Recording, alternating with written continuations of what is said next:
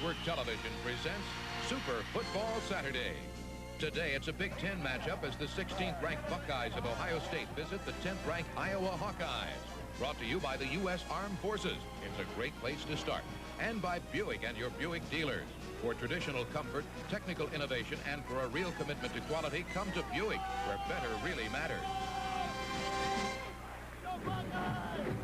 Hi, everybody. Along with Ron Kramer, this is Pete Van Wieren welcoming you to Kinnick Stadium in Iowa City, Iowa, where this afternoon it'll be the Hawkeyes of Iowa against the Buckeyes of Ohio State. One of the best matchups of this Saturday afternoon. Ohio State, after losing their first 2 games of the year, have reeled off 6 wins in a row. Iowa comes in with a record of 6-1. The only blot on their record, that 3-point loss to Michigan a couple of weeks ago. And Ron Kramer, going into this ball game, everybody looking for a very even matchup. It could all come down to which team is the healthiest, and if that's the case, going into the game, there is one team that has a definite advantage there. Contrary to rumors, Ohio State is well, and they're a good football team. For the last 6 weeks, they've done a great job. They've won all 6 of them. They're tied for the Big Ten lead. On the other hand, Iowa's battered and bruised, and they're down at the hospital most of the time. But Hayden Fry has a neat way of gluing things back together and getting his team up for the big games. This is a big game for them because they are now, if they can win this game, be in contention for the Big Ten championship. It's going to be a good one. As you mentioned, Iowa's had all sorts of injury problems, some of those injury problems still affecting them today. Over the course of the year, just look at the list of players who have missed at least part of a ball game because of an injury. Now, not all of those players are out today. Most of them are here playing, but it does show you some great depth on this Iowa team to be able to overcome all of the injuries they've had. And as you can see by that list, there's a lot of glue that Hayden Fry is using. They do have the home field advantage. The only unfortunate thing is that Ohio State has won 18 of the last 19 football games. Hayden Fry has won one of those. That was in 1983, right here on this field. Let's take a look now at some of the people we'll be focusing on throughout the afternoon, beginning with the Buckeyes of Ohio State. They've come up with another outstanding tailback, freshman Jim Bryant. You know, Jimmy Bryant took over when there was an injury, and Vince Workman, who was the number 2 guy, couldn't even make it back. This is a long run against Minnesota and into the end zone for Bryant. He had 99 yards last week against Minnesota. Chris Spielman's name will be called all afternoon long. Earl Bruce calls him one of the most intense competitors he's ever coached, and he showed us that last week against Minnesota. Well, this is a great tackle against Thompson in the open field for a no-gainer, and Minnesota had a tough time running against that linebacker, Chris Spielman. Rick Bayless shows you some of the depth that this Iowa football team has offensively. He's a walk-on player, did not get a scholarship to come here, and he's their leading ground gainer. And you can see by this clip here, he finds the daylight against Iowa State, and he's into the end zone very quickly. On the defensive side of the football, Iowa led by their senior linebacker, George Davis. He, too, a little bruised up today, but he will be in there playing, as will a lot of the Hawkeyes who will be in there with various minor injuries. Now, when you look at these 2 teams, you're talking about 2 of the best teams in the country, and certainly 2 of the best teams in the Big Ten, both of them very much alive in their hopes to make it to the Rose Bowl. In fact, there are 12 different bowl games here today scouting these 2 teams, so these 2 teams are definitely bowl-bound. But when you look at the statistics in the Big Ten Conference, you'll see exactly what we mean by these 2 teams being among the leaders. There's Iowa, ranked number 1 in total offense. Behind Michigan is Ohio State, ranked number 3. And these are the 3 contenders in the Big Ten. Michigan leading right now, Iowa and Ohio State. Today will play each other, and if Ohio State wins, they're an undefeated Big Ten team. On defense, you saw Iowa ranked number 1, Ohio State ranked number 2 in the conference. Iowa, in fact, is ranked number 6 in the nation on total defense. It is a sellout crowd here at Kinnick Stadium for the 40th consecutive time. Hayden Fry would like his team to keep their Rose Bowl hopes alive. Ohio State would like to continue their drive toward Pasadena. And we'll be back to bring out the teams on a chilly Saturday afternoon in Iowa right after this.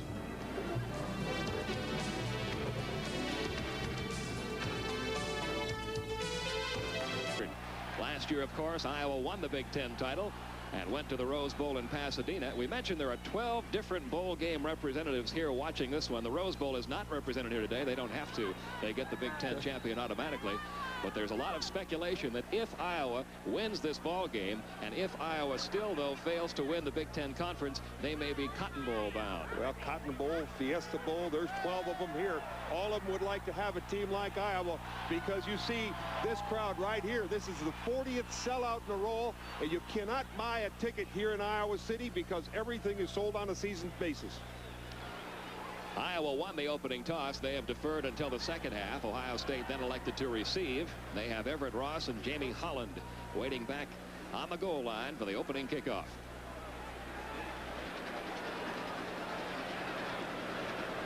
I mean, we were at the I Club yesterday in Cedar Rapids, and we could see the enthusiasm. I mean, for you and I, partner, there were 150 people there. Right. So they're really up for this football game, too. You could not find a ticket for this one. Getting ready for the kickoff is Marv Cook.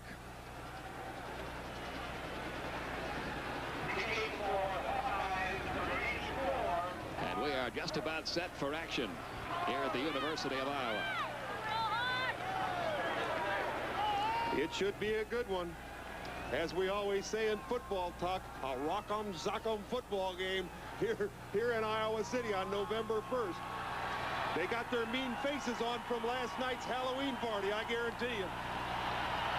We found out one thing: when the months change here in the Midwest, so does the weather. It was 70 degrees here yesterday. Yeah, we were ready to play golf. I don't think we could make it today on the ice cubes. Right around 40 degrees as we get set to get it underway. Marv Cook ready to approach the ball. Holland and Ross waiting back near the end zone. Everett Ross bobbling it. And he's brought down at the 19-yard line. A 13-yard return for Everett Ross, and the Buckeyes will put the ball in play. First down at their own 19-yard line. J.J. Puck making the tackle as Jim Carsados leads the offensive unit onto the field. Carsados, the offensive captain, a senior from Fullerton, California, a fifth-year senior. Earl Bruce has brought Carsados along very, very well in this Buckeye program. The running backs behind Carsados: George Cooper at fullback, Jim Bryant, the talented freshman, at tailback. Chris Carter comes out wide to the left on first down.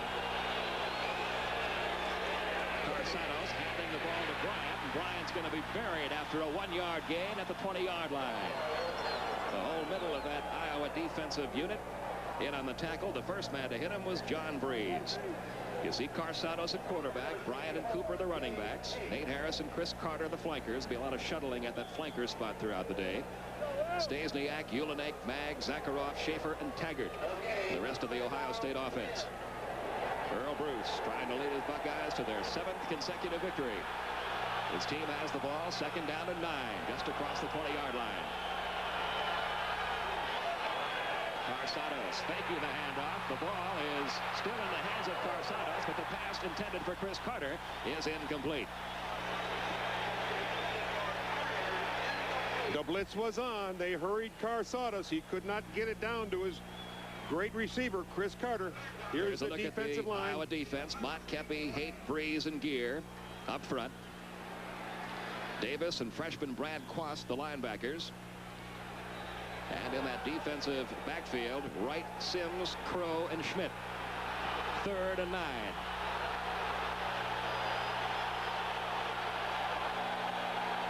Holland in motion. Carsados back to throw on 3rd down, has plenty of time, and the pass is caught by Chris Carter. Looks like he's got the first down out of the 31-yard line. Kerry Burt making the tackle after an 11-yard pickup. Watch Carter. He goes down the field, and what we call is called a drag out. Jamie Holland, who went in motion to the outside, clears that end out. He's out, and that's why Carter's so well open on the outside there. Jamie Holland doing a good job running his pass pattern. Thrown well by Jimmy Carsados. A first down for Ohio State. The 39th catch of the year by Carter. He's the leading receiver on this Buckeye team. First down at the 31-yard line.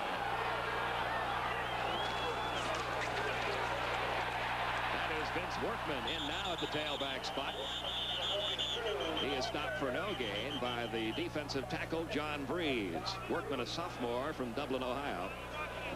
Boy, both of these teams are so good against the run. You almost have to go up into the sky to make any yards against them. And I think Carsados, on the kind of a day that he should have, could do a job against the Iowa defense. No gain in that last period. Second down and 10.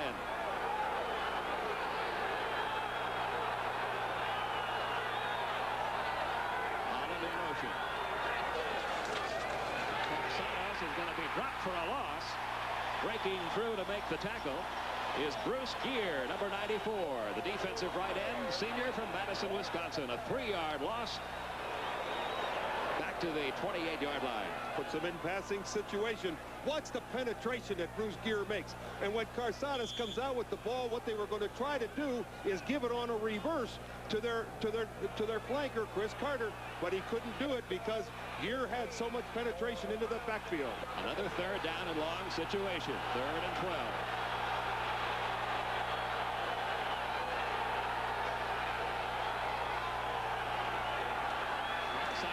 With a straight drop.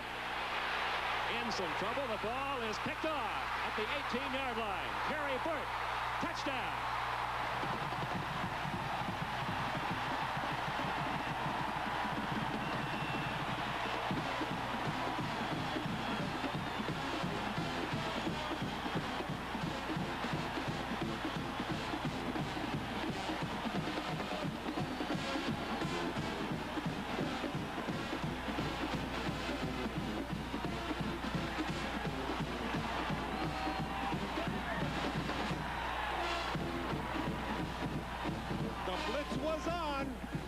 Everybody came. Hayden Fry even sent in the kitchen sink. And the ball was intercepted into the end zone for 6 points. Now Rob Hoplin attempting the extra point. It's good. And with 12 minutes, 19 seconds remaining in the first quarter of play, the interception return by Kerry Burt has given the Iowa Hawkeyes the early lead. We'll be right back. This is Super Football Saturday on Taylor gets his hand up in the air. And it's a great deflection, and it's picked off by Kerry Kurt. 17-yard interception into the end zone. What a great way to start for Iowa. So the Iowa Hawkeyes have opened up a 7-0 lead. They will kick it off again to Ohio State. Marv Cook ready to kick it.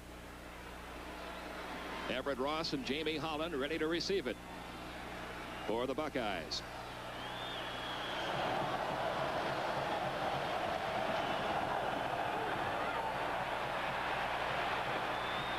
Everett Ross at the 6-yard line. Good return out across the 30, brought down at the 31-yard line after about a 25-yard return.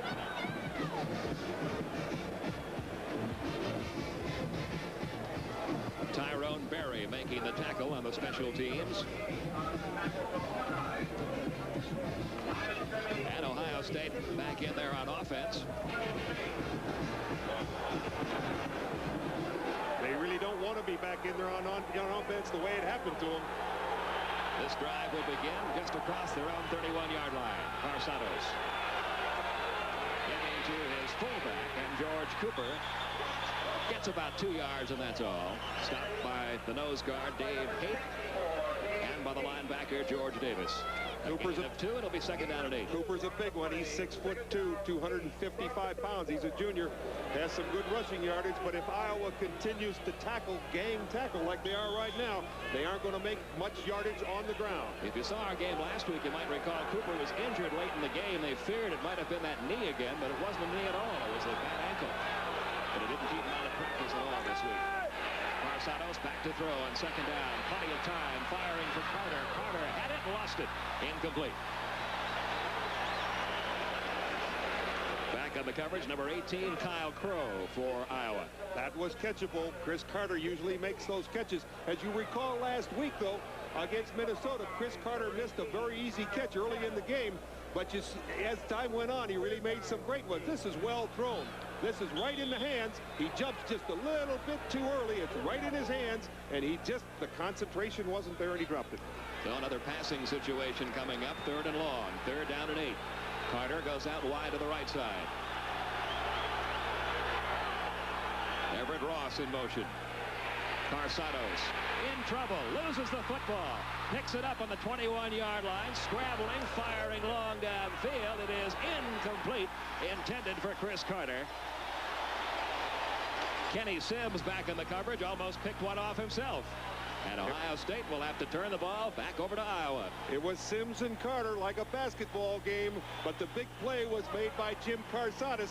You see, he drops the ball here on the rush. He luckily gets the ball back and is able to get it off. Otherwise, it could have been another great big play for the Iowa defense. So the first punting situation of the day, the 9th-ranked punter in the nation, Tom Tupa, has checked in. He is averaging 40.5 yards per kick this year. Peter Marciano back awaiting the kick for Iowa, back near his own 20-yard line.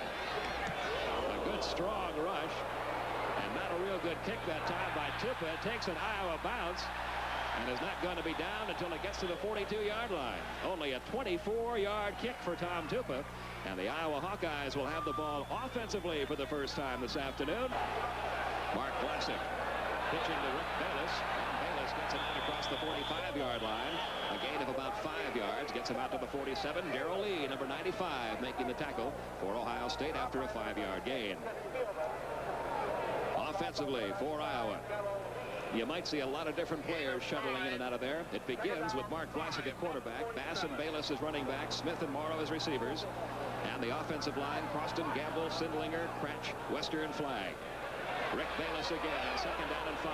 This time finds very little running room. Picked up a couple of yards out to the 49-yard line before Chris Spielman made the tackle for the Buckeyes. And we have a penalty marker down, the first flag of the day.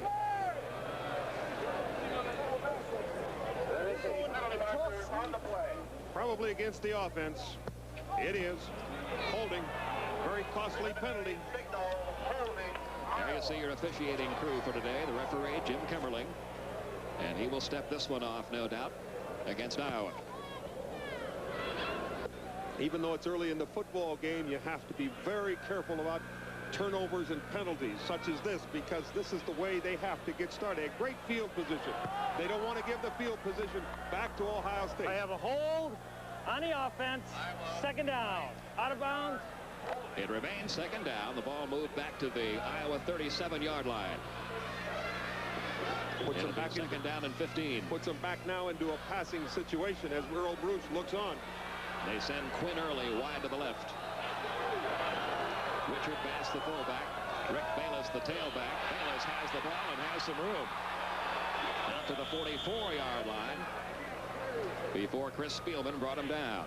Rick Bayless, a walk-on from Hugo, Minnesota. The Ohio State defense features Showalter, Ritter, and Lee up front. One of the best linebacking corps in the nation. Chris Spielman, Eric Kummerow, Derek Eisman, and Scott Leach. And in the defensive backfield, William Whiteback starting this week. He's missed a couple of games with an ankle sprain. Rogan, Gordon, and Brown finish out the secondary. 3rd down. Again, Bayless, the ball carrier, fighting his way for some tough yardage out toward the 48-yard line. A gain of about 4 yards. It'll be well shy, however, of the first down. The tackle made by Eric Kummerow, number 14. Now very cautious of Iowa offense. Hayden Fry not taking any chances, not putting the ball up in the air against these Ohio State linebackers. Gary Kostrobala checks in to do the punting for Iowa. Everett Ross awaiting on his own 10-yard line as Kostrobala drills one. And it's going to roll inside the 5, and it's going to be down. Or is it? Nope. A great effort made there. It'll turn out, though, to be a 51-yard punt with a 31-yard net because it's going to come out to the 20-yard line. Mark Missouri working hard down there to get the ball on the 1-yard line. So with 9 minutes and 19 seconds remaining in the first quarter, the Buckeyes have the ball back, and they trail by a score of 7-0. We'll be right back. This is Super Football Saturday. On 1st down, back to throw.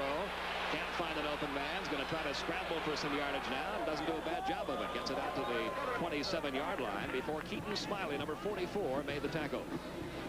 Had some good blocking up front by that offensive line at Ohio State, and give credit to those defensive backs for Iowa. They had everybody covered. Karsatos couldn't find anybody, found a little hole, picked up 8 yards, and puts them in pretty decent position right now. Second down and 2. Short yardage to go for the first down. A lot of teams like to throw in this spot. We'll see if Ohio State will. He's going to give it to his tailback, Bryant, and Bryant has the first down. Out to the 31-yard line before John Breeze made the tackle for Iowa. We have a moment here. Let's pause 5 seconds for station identification. WTVN-TV, Channel 6, Columbus. They mark the ball right on the 30-yard line. It's enough for the first down. 8.5 minutes remaining in the first quarter. Iowa with a 7-0 lead after Kerry Burt intercepted a pass and ran it back 18 yards. Again, Jim Bryant, the ball carrier. He got about 2 yards, and that's all. Brad Quast, the freshman from Des Plaines, Illinois, making the tackle. Look at the pileup of those Iowa Hawkeyes on the top. Here's a score, 14-14, Miami and Florida State. First period. But that Iowa Hawkeye defense is really piling on. There were 9 of 11 other defensive players in on that tackle. Second down and 8.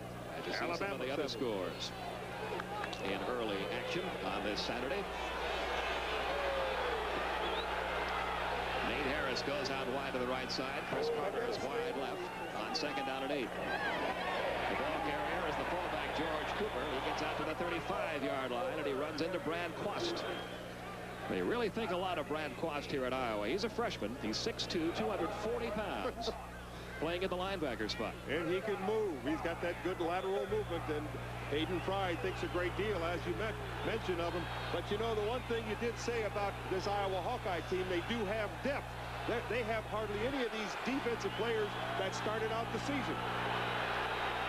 Third down, 5 yards to go for the first down.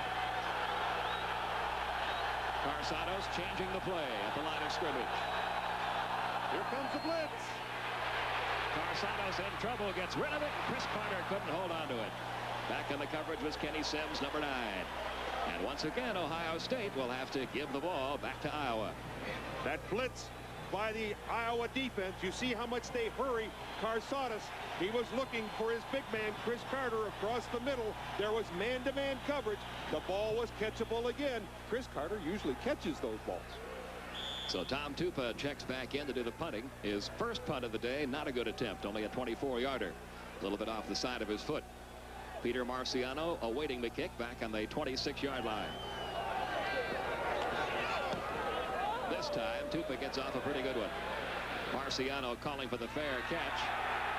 He's got it at the 33-yard line. Some of the fans here at Iowa looking for a flag there. A 32-yard kick. No flag thrown. I was looking for one to pop out myself.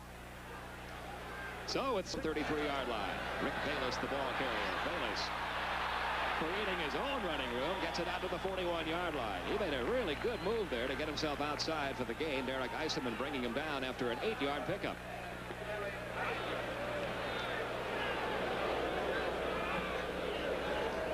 It'll be second down and 2. Here's Bayless now.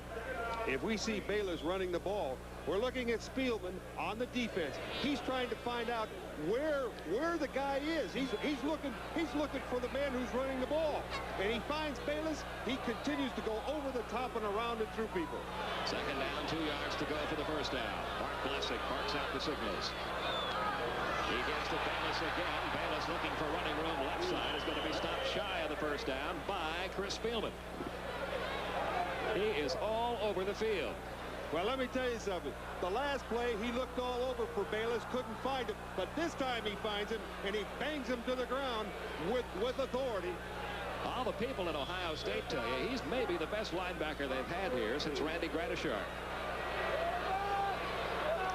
Shy of the first down by about a half a yard, so it's third and less than a yard to go for the first down. 2 tight ends in there now for Iowa. As they line up in the power eye. The handoff is to Bayless. He's got the first down and then some. Across midfield all the way down to the 47-yard line. Before the cornerback, Greg Rogan, made the stop for Ohio State. Well, let's look at one thing right now. The reason why they make a gain here is that offensive line. Crofton, Gamble, Sindliner, Kratch, and Wester make a great hole right there for Bayless to get into. And once he gets into the backfield, he knows how to pick up yardage. And it's a first down for Iowa on the 46-yard line. First and 10 for the Hawkeyes. Vlasic has plenty of protection. Now begins to break down. He starts to scramble, firing long downfield for Bayless, who tried to stay in bounds and make the catch, was unable to. It's incomplete. Now that was just coverage by Ohio State defense. What he was trying to do was roll out to the right and throw a screen pass to the left.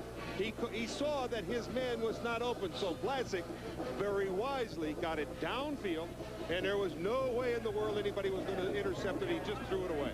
Mark Vlasic, of course, getting a chance to play this year after serving as backup quarterback to Chuck Long for so many years. Second down and 10. 5:02 to go in the opening quarter. Double wing. The handoff is to the fullback, Richard Bass. And Bass fighting his way down close to the 40-yard line before Chris Spielman again was there to make the tackle after a 7-yard pickup. Well, we could talk about Chris Spielman, but we have to look at all middle linebackers. All middle linebackers are supposed to be around the ball at all times. You'll look at George Davis will be the same way defensively for the Iowa Hawkeyes. But this Spielman is a good one. Third down and 3 at the 40. Morrow wide to the left. Early wide to the right. Vlasic back to throw. Firing up the middle, and the pass is caught. Greg Clark, the tight end from Columbus Junction, makes the grab and then is brought down by Scott Leach and Chris Spielman. It's a first down for Iowa. This is just a good throw. We got a zone defense back here. And there's Craig right in the middle, number 49. Craig Clark makes a good catch. The big tight end gets the hands around the ball and picks up the first down for Iowa. First down to the 32-yard line. A little over 4 minutes to go in the opening quarter. Iowa with a 7-0 lead, trying for some more here. Rick Bayless couldn't find a hole that time. He is stopped by Fred Ritter and Scott Leach. As that time, the hole wasn't there. No gain. Second and 10. That's just good defense. Filling the holes. All three linebackers did a good job. The defensive tackles and the nose guard did a good job. And now they have to look for another play. Second down and 10. Looks like a passing situation to me. Quinn Early goes wide to the left side. Jim Morrow wide to the right side.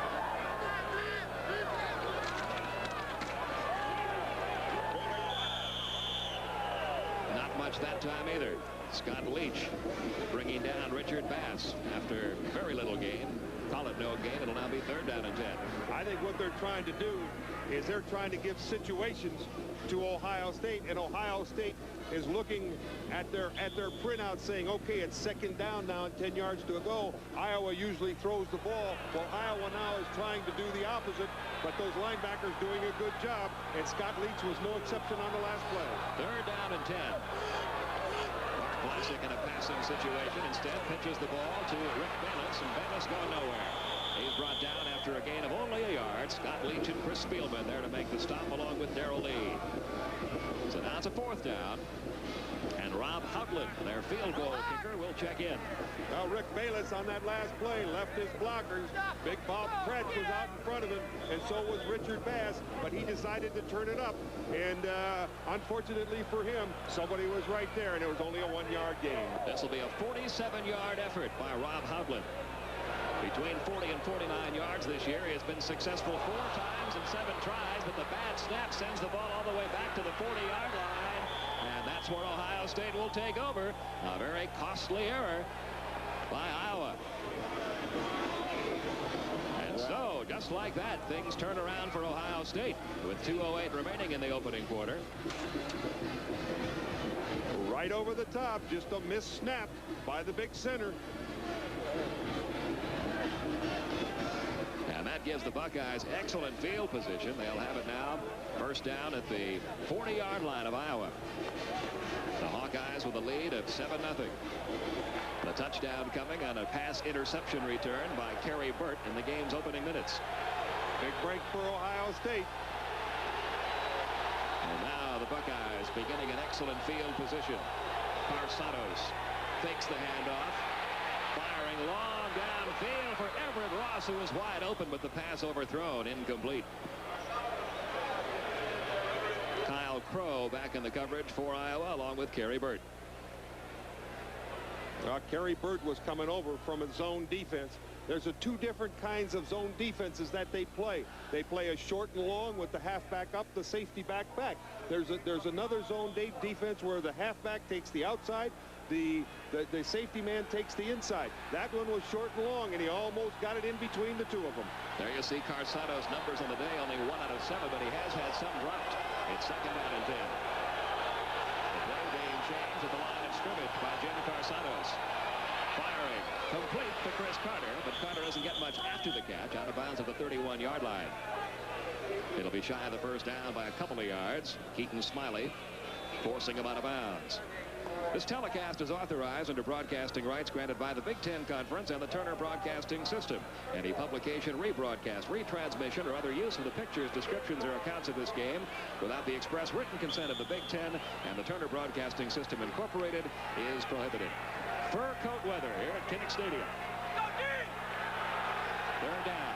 Big 3rd down play. A little more than a yard to go for the first down. They have to get the ball across the 30-yard line.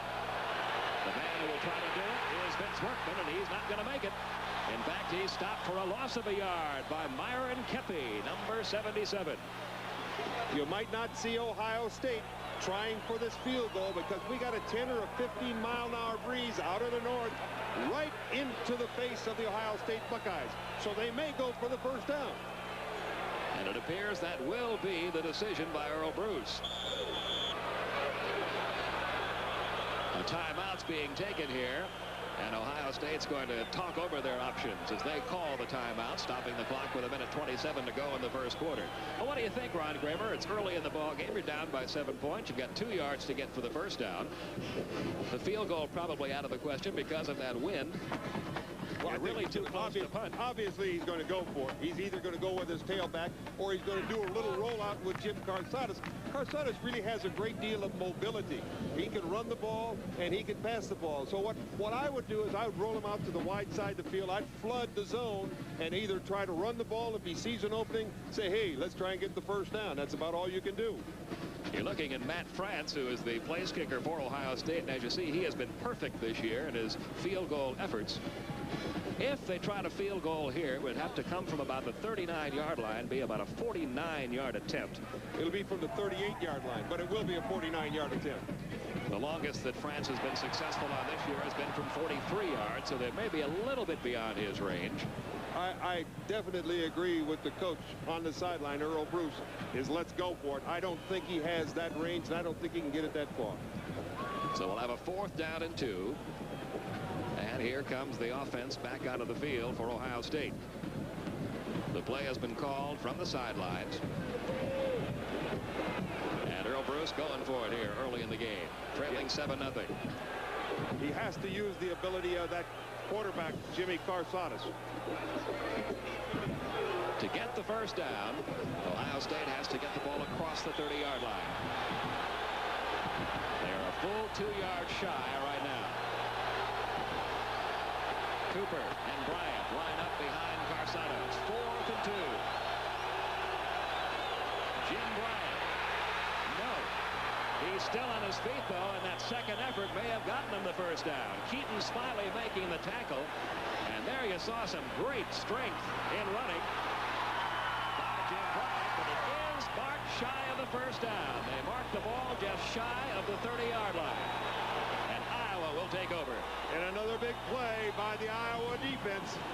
You watch that Iowa defense get a lot of penetration. They're all the way through the line of scrimmage. You can see there are 3 or 4 people grabbing onto that big halfback, Jimmy Bryant, and he cannot get the ball over the line. You see the ball doesn't get over the line, and Iowa takes over 1st and 10 on their own 30-yard line. 1:21 remaining in the opening quarter. Boy, Bryant showed you great strength there, though, even though he came up a little bit shy. Mark Vlasic hands the ball to Rick Bayless. Bayless looking for running room on the near side. Gets out across the 35 to the 36-yard line. Guess who? Chris Spielman making the tackle. Well, you'll see these two guys meet up a great deal today because it looks like Hayden Fry is going with Rick Bayless on an awful lot of plays. They're going to give him the ball and see what he can do and to get this running game going. Then sooner or later, you're going to watch him. That Mark Vlasic is going to come up with some passes once they get this running game established. Bayless has now gone over the 1,000-yard rushing mark in his career.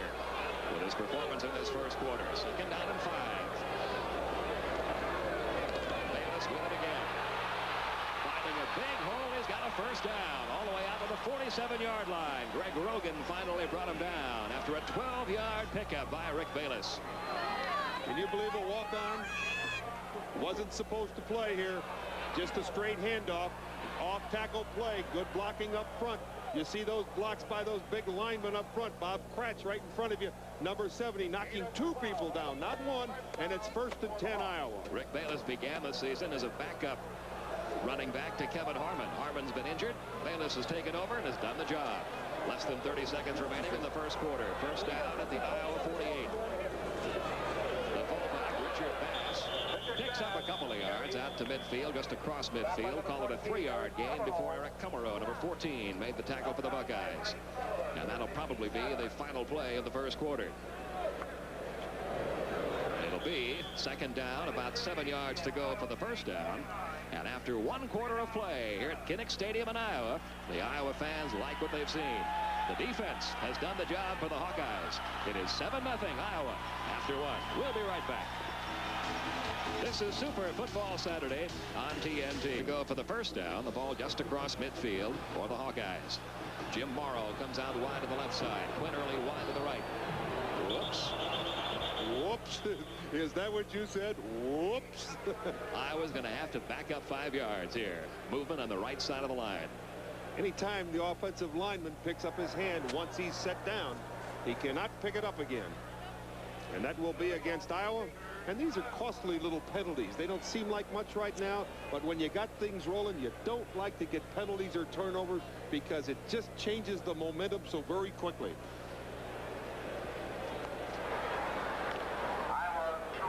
Dead ball. Illegal procedure on the offense. Second down. So it'll now be second down and 12. In the first quarter, the yardage pretty equal. 44 yards for Iowa, 33 for Ohio State. Time of possession in Iowa's favor, but it's been the defense of Iowa that has scored the points. Defense of both teams playing very well today, like we said. Second down and 12. Classic.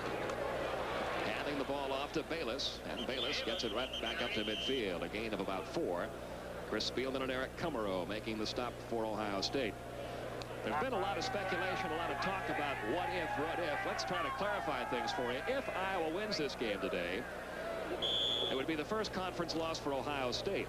If Ohio State then goes on to defeat Michigan in the final game of the year, that could leave 3 teams tied for the Big Ten title. If that's the case, it would be Michigan going to the Rose Bowl. At this point, yes, but you have to win all the other games too. That's right. Vlasic back to throw on third down.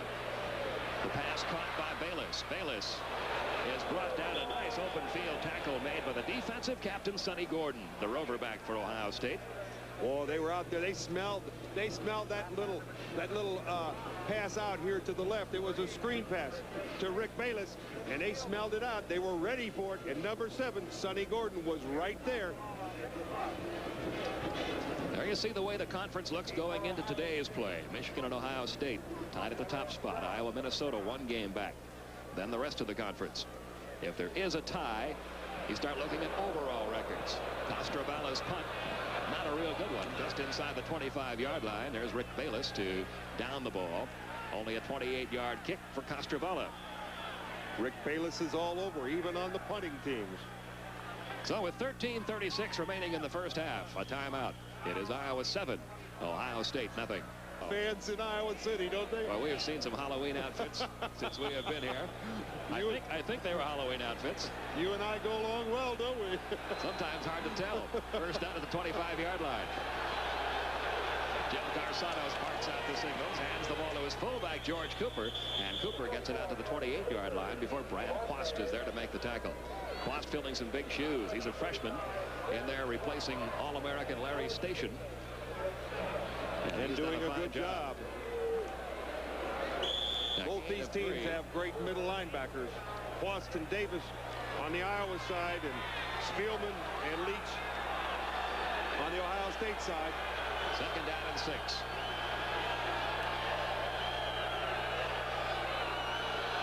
Again, Carsanos changing the play at the line of scrimmage. He got that play off just in time, and it went for nothing. Look at the gang tackling. Aaron Kepi, the first man to get through there and make the tackle. For a loss. Ohio State player hurt. You see what that defense is doing right now is they're getting across the line of scrimmage so quickly that they're making all of that penetration. It looks like Greg Zakharoff is hurt. Looks like a knee for the Ohio State Buckeyes. That could be costly offensively. Last week, Ohio State lost the offensive right tackle, Larry Cutterman, who's out for the season with knee injury. He had knee surgery earlier this week. Zakharoff played right alongside Cutterman. Joining us now, the commissioner of the Big Ten, Wayne Duke. Wayne, we're delighted to be here with this ball game because this one, obviously, is between two ball clubs that are going somewhere after the regular season ends. No question about that, Pete. We're delighted you're here. You're bringing to many fans of the Big Ten and the nation this very fine, outstanding Big Ten game. There are 12 bowl game representatives here today checking these two teams out. Have you ever seen that many bowl reps show up for one ball game before? No, I haven't, but I hope we have about 50 next time around. Okay, we're set to resume here. 3rd down and 7. Jim Davidson in for the injured Greg Zakharoff at the offensive right guard spot. That's Jamie Holland in motion. Here they come. The blitz is on. Carsano's firing for Chris Carter. Wide open. He's got him at midfield. Carter still on his feet. Still on his feet. He may go all the way. Chris Carter. Touchdown, Ohio State. There are no flags. And Ohio State is on the board. A 73-yard pass play from Jim Carsano's to Chris Carter. The blitz was on. Carsano's found Chris Carter on the sideline. Like I said, he's going to miss a few passes on you, but when he catches one, he's going to show you great speed and great strength. And it's 72 yards, and it's a touchdown. Ohio State right back into this football game. And now Matt France will attempt to tie it up. He has not mixed an extra point conversion all year.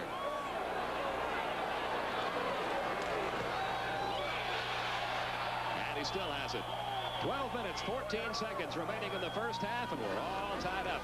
Iowa 7, Ohio State 7. We'll be right back. This is Super Football Saturday. That ball off.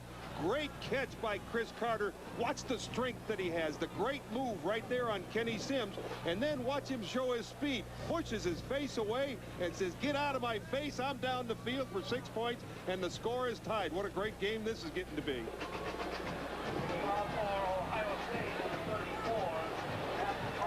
So now Ohio State ready to kick it back to Iowa. 12-14 remaining in the half. Pat O'Morrow does the kickoff chores for Ohio State. He began the season as their place kicker too, but was beaten out about 4 games into the season by Matt France.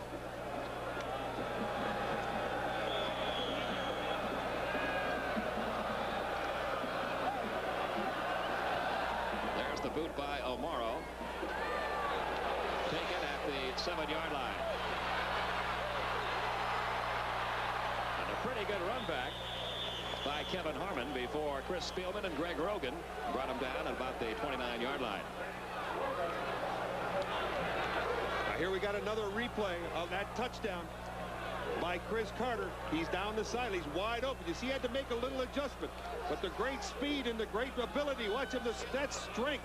And he just runs down the sideline and in for the touchdown. Ohio State 7, Iowa 7. First down, Iowa, just across their own 28-yard line. Bass and Bayless, the running backs behind Mark Vlasic. Rick Bayless has a little bit of running room, gets out across the 30 to about the 32-yard line. Commissioner Wayne Duke with us in the booth here in the second quarter, and Commissioner, looks like it's going to go right down to that final weekend again before you find out who's going to be going to Pasadena to represent your conference. You're absolutely right, Pete. That's what Big Ten football is about. It's been very competitive for the last 6-7 years, and it's very competitive here today. This is going to be a great football game, and the nation looks with pride on this game today. No question about it. And of course, the crowds in the Big Ten up as always. And it is America's most popular spectator sport, Big Ten football. Second down and 7. You got it, partner. Vlasic. Incomplete, intended for Rick Bayless at the 35-yard line. Chris Spielman there on the coverage. Commissioner Duke, thank you for joining us. Delighted to be here. It's been a great year for the Big Ten, and of course a great job by Commissioner Wayne Duke. And and still a lot of football to play this year in the Big Ten. 3rd down and 7 after the incompletion. You're right. Nothing has been settled. Rick Bayless coming out of the ball game now. 3 wide receivers in there for Iowa on 3rd and long. Vlasic with plenty of protection. It breaks down now, and guess who is in there? Reggie Graves, number 39, playing in that outside linebacker spot in place of Eric Kummerow at the moment. And he brings down Mark Vlasic for the loss way back at the 24-yard line. Well, Reggie's a little bit better blitzer than Kummerow, and here he comes in on the left side. Vlasic had plenty of time to throw it. You have to give credit to the rest of the defense. They covered well and took away all the time from Vlasic, and he was at a loss. Here's the punt. Gary Costrovala in to do the kicking. Sonny Gordon almost got a piece of it off the side of his foot. Another poor kick. This one will bounce out of bounds at about the 49-yard line. And the Buckeyes are going to have excellent field position. Only a 24-yard kick by Costrovala. Neither Costrovala nor Tupa have been having too much success with their kicking today, but the wind may be a very big factor. It's blowing about 15 miles an hour from the north side of the field. We've got 10:46 remaining in the first half, and we're all tied up. We'll be right back. A little over 10 minutes remaining in the first half. Carsados back to throw on 1st down. Gets rid of it. The pass is caught by Vince Workman. He spins away for one man, has the 1st down, loses the football. It's still loose, and it's recovered by Ohio State. Iowa had it and lost it, and Ohio State got it back.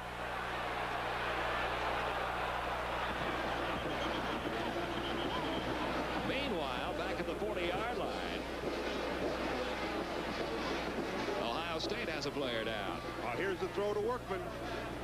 Workman makes a great move here down the field. But, you know, I don't know exactly what this ruling is. Now, here he has the ball.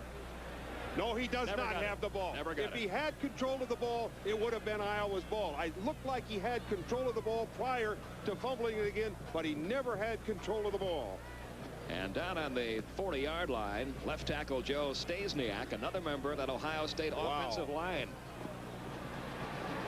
They lost Connerman last week. They lost Zakharov earlier in this game, and now it appears Stasiak will have to come out of the game. That's 3 offensive linemen gone for the Buckeyes in 2 ball games. And that's critical to a team that likes to run the ball like the Ohio State Buckeyes do. Stasiak looks a little bit stable, but again, it looks like his knee. Carsados now 4 out of 10 for 111 yards. 1 touchdown, of course, to Chris Carter. He's had 1 pass intercepted and run back for a touchdown. A big opportunity blown by the defense. Tim Moxley has replaced Joe Stasiak at the left tackle spot for the Buckeyes. Jamie Holland in motion. The handoff is to Vince Workman. A big hole. Workman out across the 20 all the way down to the 16-yard line before he's brought down by the strong safety Kerry Burton. So Workman, who's getting a little more playing time this week, with a big gainer there, a 12-yard pickup. Just straight ahead power. And Workman getting in for the 1st down, and this Ohio State Buckeye team certainly has changed the momentum around. At the beginning of the season, John Woolridge, a senior, was the starting tailback. He went down with a knee injury, which required surgery, ending his season. Now Bryant and Workman sharing the tailback duties. Nate Harris in motion. Carsados firing for Chris Carter. He's got him inside the 10-yard line to be shy of the 1st down by about a yard. Keaton Smiley bumped him out of bounds after a gain of about 7. He came back to the ball. Chris Carter was open again. You know, one of the criticisms of Jim Carsados is that he's looking for Chris Carter all the time. And you can see why. Look at this catch by Chris Carter. And you saw the great touchdown catch that he made before. Chris Carter don't miss many of them. And as time goes on in the football game, he gets better. It's 2nd down and 3 inside the 10-yard line. Holland in motion to the right side. To the fullback, George Cooper, and he's in for the touchdown. Cooper from 9 yards out, and the Buckeyes have taken the lead.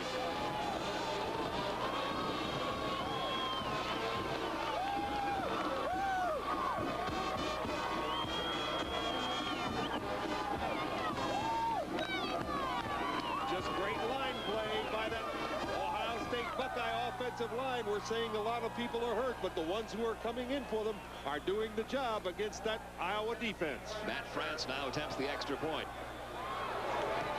There's the boot by France. The kick is good. And the Buckeyes of Ohio State open up a 7-point lead. 9 minutes, 50 seconds remaining in the first half. It is Ohio State 14, Iowa 7. This is Super Football Saturday on TNT. Starts out to the right, sees a hole to the left, runs to daylight, breaks a tackle right there, right in front of you. Dave Haight could not hold on to him, and Cooper was in for 6. Watch all the players right here. He starts to the right, off to the left. Nobody's there to stop him. So the Ohio State Buckeyes have the lead. They marched 48 yards downfield. Took them only 4 plays and only 56 seconds. And they have the lead for the first time today. Pat O'Morrow kicking it off. Smith and Harmon deep for Iowa. This is Harmon at the 4-yard line. Out to about the 27-yard line, and that's where Iowa put the ball in play after a 23-yard return of the kickoff by Kevin Harmon. There you see that scoring drive. Less than a minute to go, 48 yards. A big catch by Chris Carter and a 9-yard touchdown run by George Cooper. And a missed fumble recovery by the Iowa Hawkeyes that could have stopped that great drive of Ohio State. That fumble recovery actually gained about 5 more yards on that play for Ohio State. But you can see right here by total yards that the Ohio State Buckeye defense is doing a number on the Iowa Hawkeyes. So let's see if Hayden Fry's troops can get something going offensively here. Remember, their only touchdown was scored by the defense. Mark Vlasic, the senior from Monica, Pennsylvania. He has 3 wide receivers in that. That play to Richard Bass. Loses a couple of yards. Henry Brown, number 94, in there to pull down Richard Bass. Well, Henry Brown almost went right past Bass when he handed it off on the draw play. When Vlasic gave it to him, almost went past him, but he turned around and just got one arm and flipped him to the ground. You know, these guys like Bass are 6'5", 260 pounds. They grab a hold of one of these linebackers or these halfbacks and just flip them right to the ground. Second down and 12. This time it's Rick Bayless, the tailback. Bayless gets to about the 29-yard line, a gain of about 4 yards. Scott Leach and Chris Spielman there to make the stop for Ohio State. That'll bring up a 3rd down and about 6.5 yards to go. Make it 7.5 yards to go for the first down. Iowa not doing much offensively. Very conservative in their offensive scheme of things today. Only 4 pass attempts for Mark Vlasic. He's completed 2 of them. Most of the yards gained have been by Rick Bayless on the ground. 3rd down and 7. Vlasic back to throw. He's firing up the middle. The pass intended for Quinn Early was underthrown. Scooted past him after bouncing at the 44-yard line. And Iowa will have to give the ball back to Ohio State one more time. Quinn Early was open in the seam of the zone over on the right-hand side, running a deep turn in. Vlasic just did not get the ball to him. It was just poorly thrown. Gary Kostrobala, the senior from Oak Lawn, Illinois, in to do the punting. Everett Ross waiting back at his own 36-yard line. Kostrobala gets the kick up into that wind.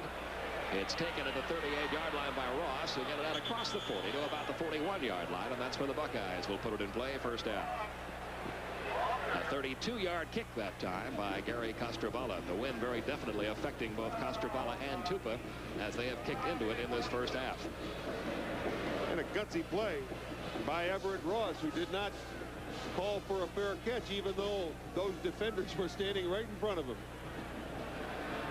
So the Buckeyes, who have driven for 2 scores their last 2 possessions, have good field position one more time at their own 42-yard line. Ohio State with a 7-point lead.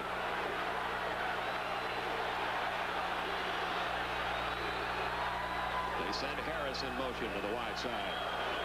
Handoff is to the fullback George Cooper, and he's out to the 45-yard line, a 2-yard gain. Chris Gear making the tackle. It'll be 2nd down and 8. We have an injury on Iowa. Big number 17 or 72, Joe Schuster. I'm hobbling off. There's Hayden Fry standing on the sideline with his jar of glue. He's going to put it back together and get it back in. This is something that Hayden Fry has seen far too much of this year. There was a time earlier this season when Hayden Fry canceled practice one day because there were so many people hurt. Jamie Holland checking into the lineup for Ohio State, replacing Everett Ross. The big weapon for the Buckeyes has been the Carsados to Cooper connection. 4 times for 98 yards and a touchdown. Or to Carter, rather. 2nd down. 7 yards to go for the 1st down. The handoff is to Workman. Workman gets it out to about the 45-yard line. Call it a 1-yard gain. Dave Haight making the stop for Iowa. That'll make it 3rd down. And a little more than 6 yards to go for the 1st down. Well, they're bringing Workman along in this football game now. He's been playing most of this first half. That is, unless Jimmy Bryant was hurt in the first period. 3rd down. A long 6 for the 1st down. Carsados firing for Carter. It's incomplete. Kyle Crow and Kenny Sims giving double coverage that time on Chris Carter. Wouldn't you? They had a short and long defensive zone against him. Crow was coming over to knock it off.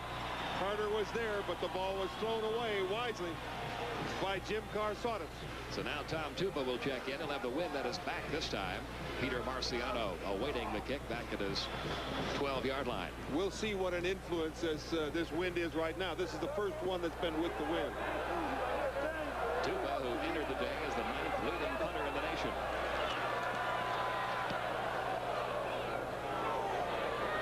Taken by Marciano at the 11-yard line. Peter Marciano snowed under as he gets across the 20, out to about the 21. Dumas making the tackle. I love these special teams, watching them go down, because when you go on special teams, either the kickoff team, the kickoff return, punt return, or the punt team, you have to go down with reckless abandon.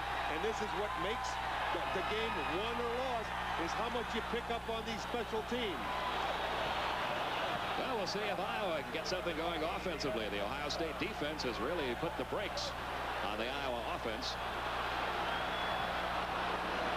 David Hudson has checked in at fullback, seeing his first playing time of the day. There were a lot of questions about whether he'd play at all today. He's been hobbled by an injury. Rick Bayless not finding a hole on the running room. He ran into Fred Ritter, bounced off Ritter, and then was brought down by Chris Spielman after a 1-yard gain. That'll make it 2nd down and 9. Just a good play by Ritter.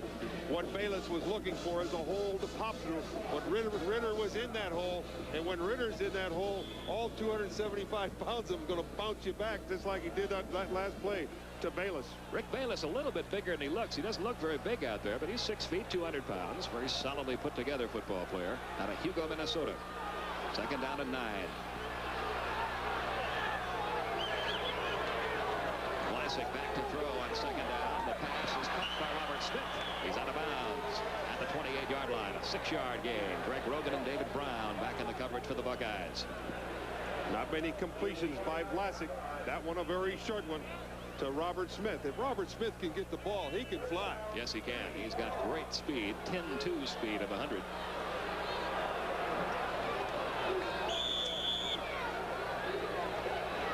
It'll now be 3rd down at about 3.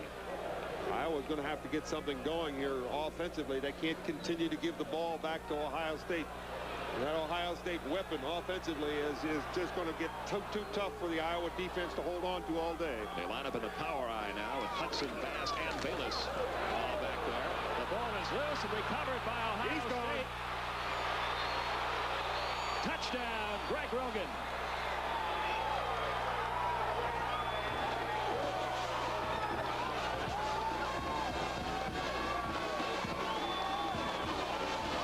Big defense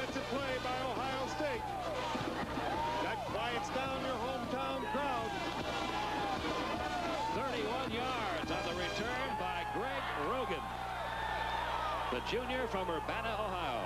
Ball will just pop right straight out. Here it comes, Richard Bass. It comes right out, up in the air. Down the field goes Greg Rogan, no doubt. 6 points quick. There's the boot by Matt France. And things are going the Buckeyes' way. There are 5 minutes, 58 seconds remaining in the first half. And Ohio State, with that big play by their defense, now leading it 21-7. And Ron Kramer, if Iowa wants to get themselves back in this game, they better do something about it pretty quick. Well, you see how this turnaround works? On the last drive that Ohio had the ball, the score was 7-7. Ohio fumbled the ball. Iowa was not able to recover. Now here comes a fumble by Richard Bass. The ball pops right straight up in the air, and it goes to Greg Rogan, and Rogan goes down the sideline untouched into the end zone for 6 points. Ohio State leads now 21-7. So the Buckeyes have opened up a 14-point lead. The defense has scored a touchdown now for each team. And ready for the kickoff now. Pat O'Morrow will kick it off from the 35. When we see the statistics of this first half, you're going to see how dominant this Ohio State defense has been here in the first half. Back awaiting the kick, Kevin Harmon and Robert Smith for Iowa. Right now, what Iowa's got to do is come out of their game plan. They can't be running the ball with their tailback and their fullback. They're going to have to get the ball up in the air and get it downfield and get some points on the scoreboard. O'Morrow ready to kick it off.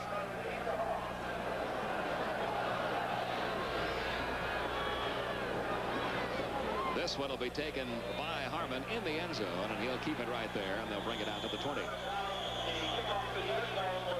So Iowa will have the ball back first down at their own 20-yard line with 5:58 remaining in the first half. In this first half, you can see the big difference in the aerial game. Jim Carsanos, 5 out of 12 for 118 yards, 1 touchdown, 1 interception, run back for a touchdown. Mark Vlasic, on the other hand, has thrown the ball only 6 times, completed 3 for only 11 yards. And that's what you were referring to a moment ago, Ron. They may have to do a little more with the aerial game to get back in this one. When you've only thrown the ball 6 times in the whole half, that means you haven't had the ball very much either.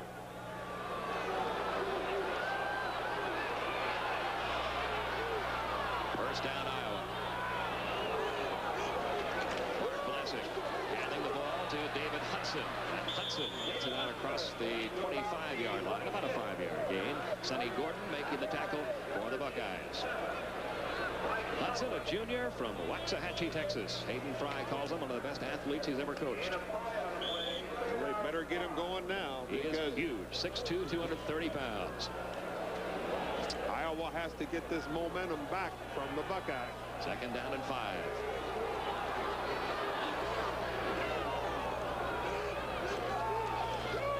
On the draw play, Hudson fighting for first down yardage. He's got the first down, getting across the 30-yard line. Chris Spielman and Eric Kummerow making the tackle after a 6-yard gain by David Hudson. Seems like Hayden Fry is trying to do just about anything to get his team turned on and get the crowd back into this football game. They've quieted this huge sellout crowd here in Iowa City down to a point where everybody's just sort of watching what's going on, and it seems like that's what the Iowa defense is doing too, just watching what Ohio State's doing. First down, Iowa at the 31-yard line. Vlasic looking downfield, and Eric Kummerow coming from behind brings down Mark Vlasic at the 25-yard line. 5-yard loss. Kummerow comes all the way around the back. Mark Vlasic had plenty of time. You see Dave Croston. Actually, Dave Croston's making a good block.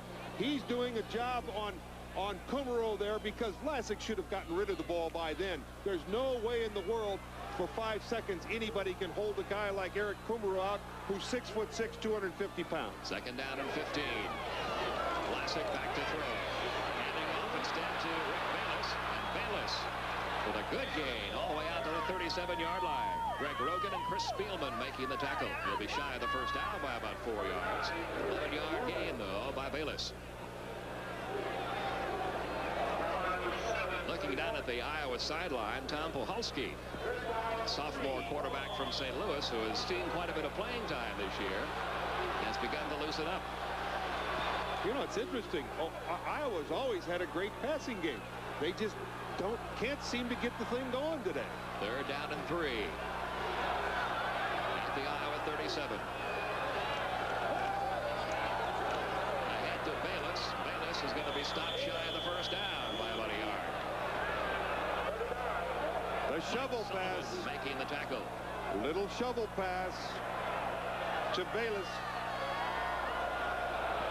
The only problem is when Ohio State's got the momentum, they're across the line of scrimmage, and there's no gain. Iowa looks like they're going to have to punt again. The crowd hoping that the Hawkeyes might go for it. But back as deep as they are, it would be kind of a foolish gamble this early in the day. A little over 3 minutes remaining in the first half. Costravalla lines the punt. Everett Ross with a fine reception. Ross going to be brought down at the 35-yard line. Quinn Early making the tackle. A 36-yard boot by Gary Costravalla. And Everett Ross, a real gutsy reception, picking up 6 yards. So the Buckeyes put it in play, first down at the 35-yard line. They lead it 21-7. There are 2 minutes 56 seconds remaining in the first half. We have an Iowa player injured on that last play, being tended to down on the field. You see his knee, right? The center. Mark Singlinger looks like he's got a shoulder injury. He was down there on that tackle. And that's going to be very important because it's tough to replace a center. And the reason it is, it's so very difficult to get the timing between the center and the quarterback. So it's Ohio State's ball. And what's happening with Michigan, Ron Kramer, in the second quarter? We'll find out. Illinois surprising with a 3-point lead early in that game. It's a 60-minute game. Carsanos hands the ball to Cooper. The big fullback rambles ahead for a couple of yards up to about the 44-yard line before Dave Haight made the stop.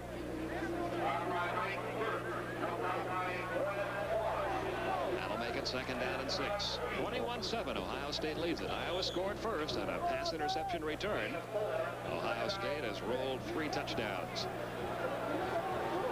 At halftime, we'll take a look at both bands. We'll take a look at one of college football's greatest games. Talk with Ed Podolak, show you first half highlights, and salute the Big Ten players of the week from last week's action. 2nd down and 6. Cooper again the ball carrier. Gaining only about a yard that time out to the 45-yard line. Myron Kepi and George Davis making the tackle for Iowa. It will be 3rd and about 5. Ohio State going back to Woody Hayes' book. 3 yards in a cloud of dust, but they've done it well here in this football game after getting a good lead, 21-7. 3rd down, 5 yards to go for the first down. They line up in the power I. Nate Harris in motion. On the reverse. Tight end. First down. Alex Higdon, who normally is a linebacker, checked in there. Well, Earl Bruce was talking earlier in the week about perhaps trying a few different things. That was a nice little trick. He brings in a defensive player, Alex Higdon, lines him up at a tight end spot, and then on a reverse play, hands the ball to him and has a first down at the Iowa 47. Nice little reverse, a little change of scene. Now, of course, what's going to happen is the defense is going to have to be looking out for just about anything. First down for the Buckeyes.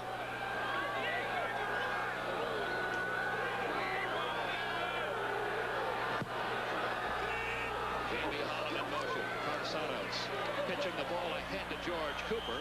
That gets him only a couple of yards. Kind of a dangerous pitch there. There were 3 Iowa players surrounding Cooper when the pitch was made. John Breeze and Myron Kepi making the tackle. You know, that's a shovel pass. It's not dangerous at all because it's forward. If the man drops the ball, that means it's just an incompleted pass. But it could have been intercepted, too. Well, yeah, I agree with that. 2nd down, 9 yards to go for the first down.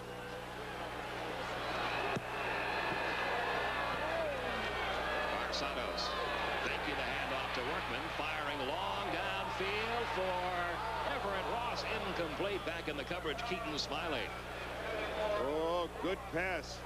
And almost a great catch by Everett Ross. Good pass by Carsadas. It was right there. Just a good defensive play by Iowa. Everett Ross was open for a while. Look at this pass downfield. It's a long one. Just out of the reach. And it was catchable. It just happened to go through Everett Ross's hands. So now with 38 seconds remaining in the half, it is third down, 9 yards to go for the first down, 46.5 yards to go for a score. Ohio State would love to get on the board one more time before the half. It is 21-7 Buckeyes. Harris in motion to the right. Carsados back to throw. Firing downfield, incomplete.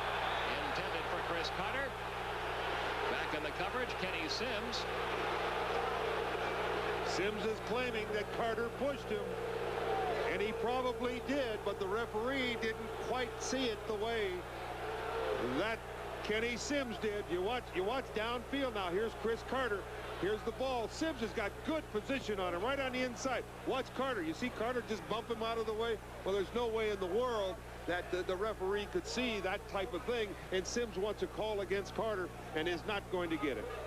So it'll now be fourth down. Tom Tupa checks in to do the kicking. Peter Marciano standing back at his 10-yard line, awaiting the kick from Tupa. Only 32 seconds remaining in the half. It's very important on those plays. Chris Carter was beat, so he became the defender immediately. Did a great job of it.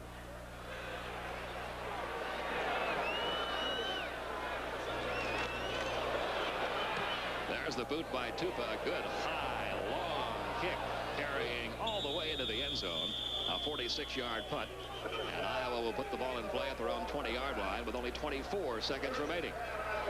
And Iowa down by 14 points.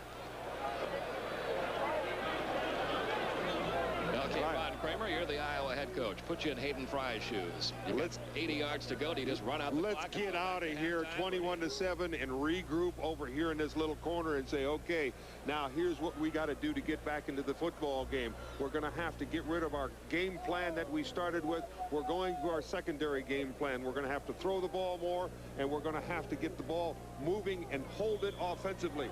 The defense of Ohio State has just dominated this football game here in the first half. Send Jim Morrow and Quinn Early out wide to the left side on first down. Mark Vlasic handing the ball to Rick Bayless. He'll get a couple of yards. Chris Spielman making the tackle. The clock continuing to move, and that might have been the final play of the first half.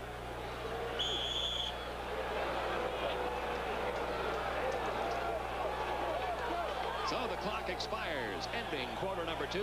And at halftime here at Kinnick Stadium in Iowa City, it is the Buckeyes of Ohio State 21 and the Hawkeyes of Iowa 7. Right now, let's listen to this message from the Big Ten Conference.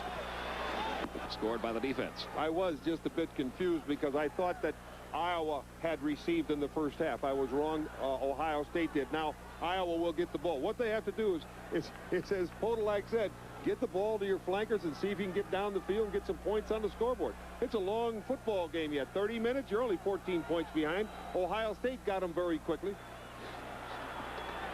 Robert Smith and Kevin Harmon back awaiting the kick by Pat O'Morrow. And from Kinnick Stadium in Iowa City, the second half is underway. Taken by Harmon to the 7-yard line. Big hole for Harmon. A great return by Kevin Harmon all the way down to the 46-yard line of Ohio State before David Brown made a touchdown saving tackle. And there's a flag on the field. There may be something tagged on to that run back. And that's the way to get it started. Return by Kevin Harmon. Good blocking up front by the Weds. Got a little hole for Kevin Harmon. He got out to the right side. Outran Sonny Gordon and got to the sideline. But it was a good tackle down there by David Brown to bring him down on the 45-yard line. There is a penalty. So we have to see exactly what it is. It's a first down for Iowa. 15 more. And that gets the fans making some noise. Well, a 63-yard gain. Watch this block up front by the Wedge. There's the hole right there. He sees it, and he blisters through that hole. Kevin Harmon. Dead ball. Personal foul on the defense. First down. The penalty moves the ball all the way down to the Ohio State 31-yard line. And that's where the Hawkeyes put it in play. If that don't turn you on, nothing will. Mark Vlasic back to throw on first down. Firing up the middle, complete to Rick Bayless. Bayless inside the 20-yard line. Another first down. Chris Spielman brought him down after a 12-yard gain. Good blocking up front by the offensive line gave a chance for that pass pattern to develop. He saw Rick Bayless just over the line of scrimmage, and Rick Bayless gets that first down very quickly on the 19. First and 10 Iowa, 19-yard line of Ohio State in the opening minute of quarter number 3.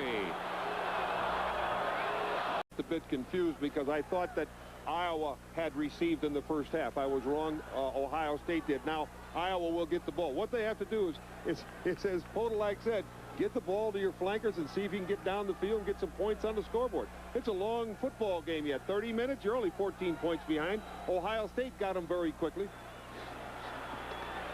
Robert Smith and Kevin Harmon back awaiting the kick by Pat O'Morrow. And from Kinnick Stadium in Iowa City, the second half is underway. Taken by Harmon to the 7-yard line. Big hole for Harmon.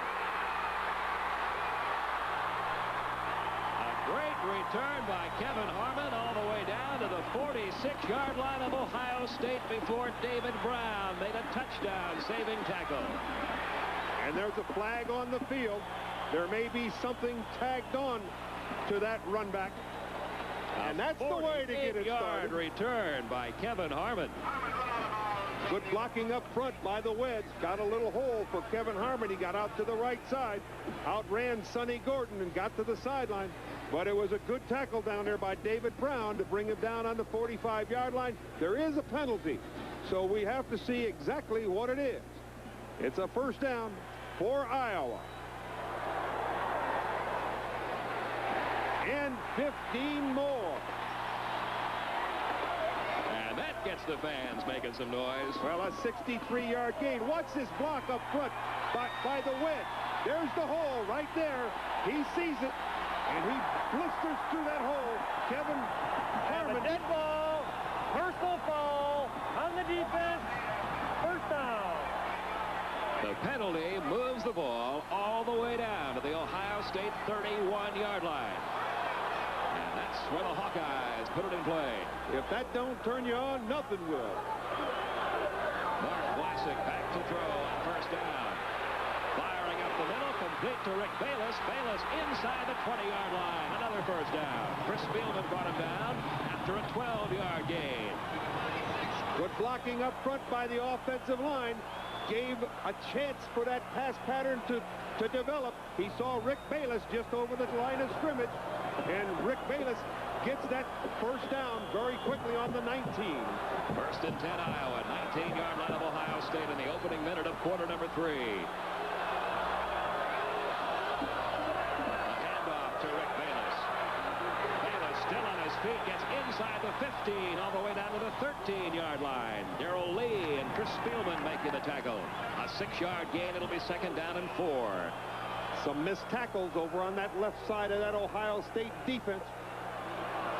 Now Iowa is turned on and determined to get in for 6 points. It'll make a new and different ball game of this one. In the first half, Iowa ran 30 offensive plays, and Rick Bayless was involved in 19 of them. He ran the ball 16 times, and he caught 3 passes.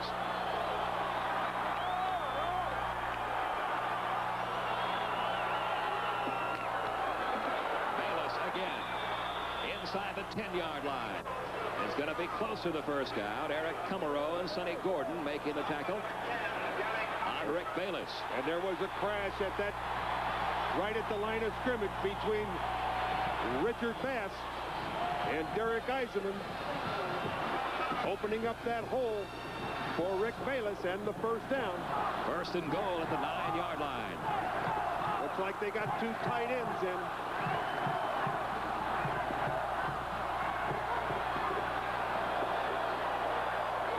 They have the crowd back into this football game. First and goal, 9 yards away. Bayless getting nowhere that time. In fact, he may have lost a yard. Chris Spielman again in on the tackle. It's just amazing the nose that Chris Spielman has for that ball. He sure does, and it's just a particular talent that this young fella has. He moves to the ball. He reads all of his keys well. He reads the fullback. He reads the halfback.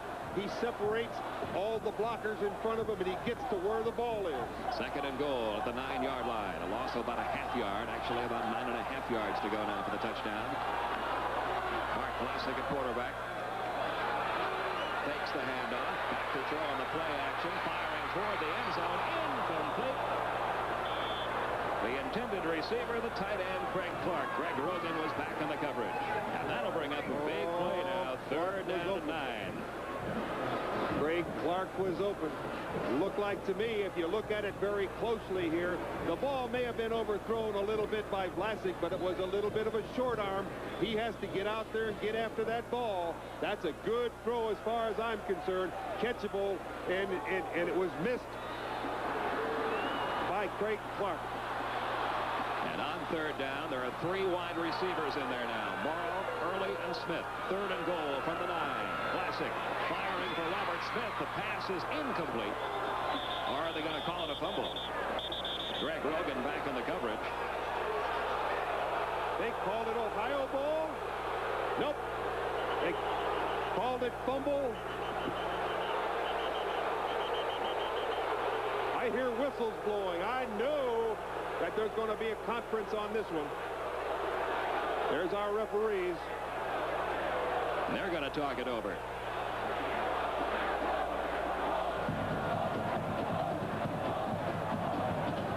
I believe Iowa will going to be ruled an incomplete pass or a fumble.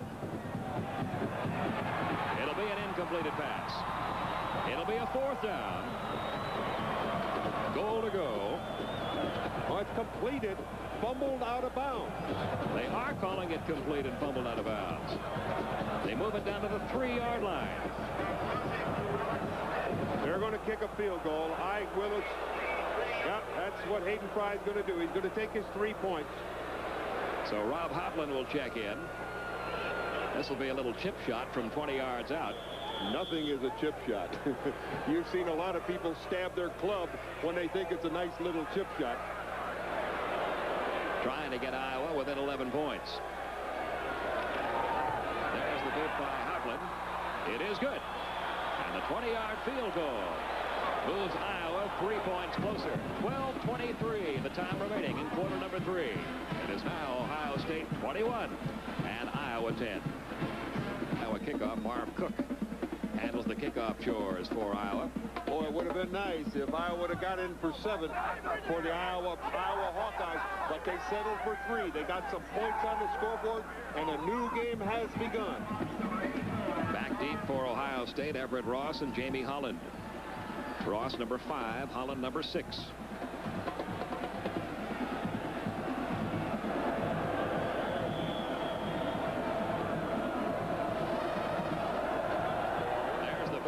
Cook. Taken by Ross at the 5-yard line. He gets it out across the 25 to about the 26-yard line. A 23-yard return for Everett Ross. Now the defense has to take the ball away very quickly so that the offense can start moving again. Jim Carsados, there you see his first half numbers. 6 out of 15 for 118 yards, including that 72-yard touchdown pass to Chris Carter. That's who he's looking for most of the time is Chris Carter. Great pass receiver. The ball is marked at the 28-yard line. Ohio State 1st and 10. Workman and Cooper are the running backs behind Carsados. This is Workman. Workman out to about the 30, a gain of 2. That'll make it 2nd down and 8. Myron Kempe, John Breeze getting off the bottom of that pile for Iowa.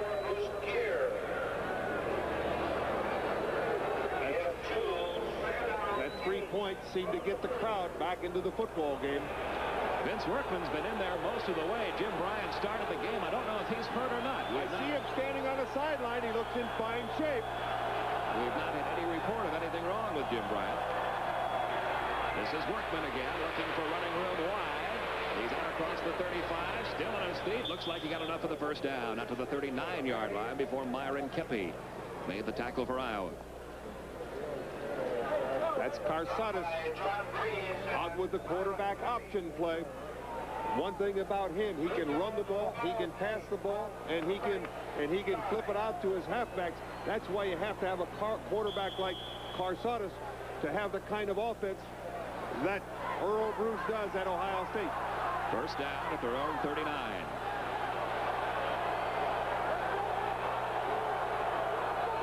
Holland in motion. Carsadas giving the ball to George Cooper, the big fullback. Gets up to about the 42-yard line before George Davis made the tackle. A 3-yard gain brings up a second down and 7. You aren't going to put an arm out and stop that big George Cooper. He's 250 pounds, 6'2". He's a junior, and he can really ramble and roll. There's your fans' view from the seats here at Kinnick Stadium. And they're having a lot of fun here at Iowa Stadium. They'd be having a lot more fun if they didn't trail by 11. You betcha. Second down, 7 at the 42-yard line. Carsados in trouble, and he's going to be brought down all the way back at the 33-yard line. John Breeze, number 57. The right tackle from Forest City, Iowa, got through for the sack. Oh, there was a halfback blitz on that one.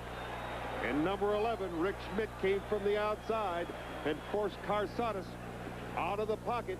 And a good tackle made and a good defense by the Iowa Hawkeyes. But that was the same defense that Carsadas got the pass off earlier in this football game for 72 yards to Chris Carter.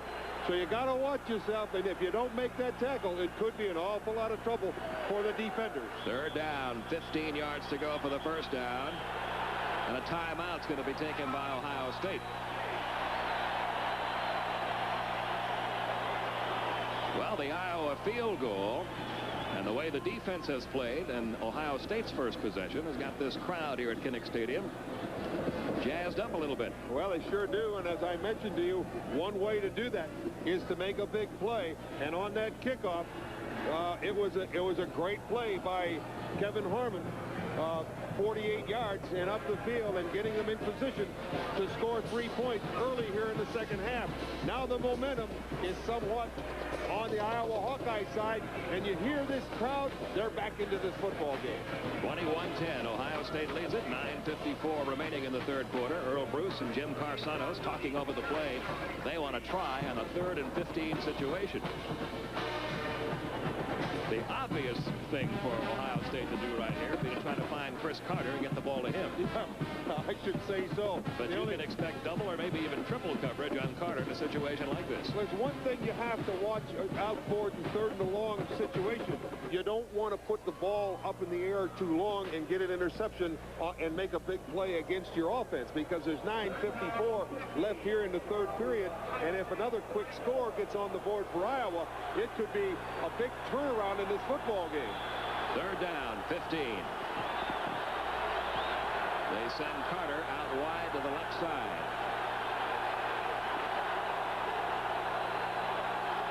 Harris in motion. Carsados looking downfield. It is complete to Carter, but he's going to be brought down shy of the first down by about a yard. Oh, boy, that was Keaton a great Smiley play. with a big play defensively. It sure was. That was that play that Chris Carter was running down the field. He goes down the field, and he cuts to the outside. It's cleared out by Jamie Holland out there. You see Holland make the clear out, and there's the play by Carter. Almost for that first down, but Keaton Smiley hung on, and it's going to be a 4th down play for Ohio State. So Tom Tupa checks in to do the punting. He'll have the wind at his back. Peter Marciano back at his own 10-yard line. There There's Tupa's kick. Boy, he got a hold of that one. Wow. That's out of the stadium. 53 yards to the goal line, plus about 15 more by the time it came down. So Tupa got all of that one, but it will come out to the 20-yard line. That's for the Iowa Hawkeyes who put it in play with 9:02 remaining in the third quarter. And Ohio State leading it by 11. They have the ball first down at their own 20. Vlasic back to throw on first down. Firing long downfield for Jim Morrow, but the pass is incomplete at the 39-yard line. David Brown back in the coverage. Mark Vlasic just doesn't seem to have zip on the ball. That ball seemed to float out there at Morrow, and it just didn't get up into his hands because Jimmy was open, number 47, on the outside. Morrow and Vlasic just did not get the ball to him. Second down and 10. You saw Vlasic's numbers, 7 out of 12, but only for 43 yards. On second down, Vlasic back to throw again. Firing long downfield, incomplete again. The intended receiver was Craig Clark. Greg Rogan back in the coverage for the Buckeyes. That'll make it third down and 10.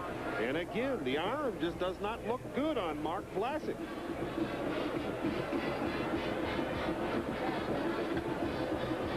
Very poorly thrown ball. You hear people in baseball talk about pitchers who have bad control on given days. Well, the same thing can happen to quarterbacks. Absolutely right.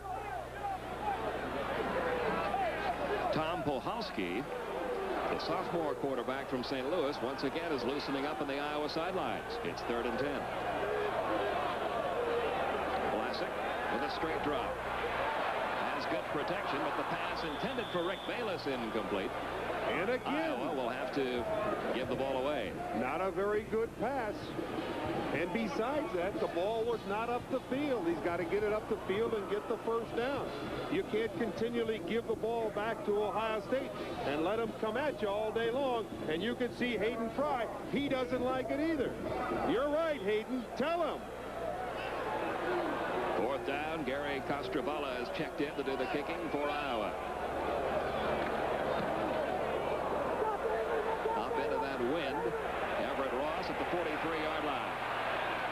Well, I tell you that, Ross is a gutsy kick returner, isn't he? He's had people on top of him all afternoon long. He's gutsy, but the rule says that the kickoff team must give him room to catch the ball. And if you don't get intimidated with that guy standing around you, and if he doesn't time it perfectly, he's not going to hurt you anyway. He had to stand away by 2 yards, so therefore, it's really not a gutsy play anymore. It used to be where they could time it and be 1 yard away from you and knock your head off, but now you got to be 2 yards away from the guy so that he can catch the ball. First down for Ohio State at the 46-yard line, their own 46. They've got Carter split to the left side, Harris to the right side. George Cooper, the fullback, gets it out to about the 48-yard line, a gain of about 2 for Cooper. The tackle made by Joe Mott, the defensive left end from Endicott, New York. That'll bring up a second down and 8. When you're kicking into the wind like Iowa is right now, they got to start picking up a couple of first downs every time they get the ball so that they can put Ohio State in a little bit of a hole. Ohio State now with great field position. Second down, 8. 8 minutes remaining third quarter. Ohio State leading it 21-10. Carsano still has it. He's got the first down across the 45 down to about the 42-yard line. Dave Pate making the stop for Iowa. 9-yard gain.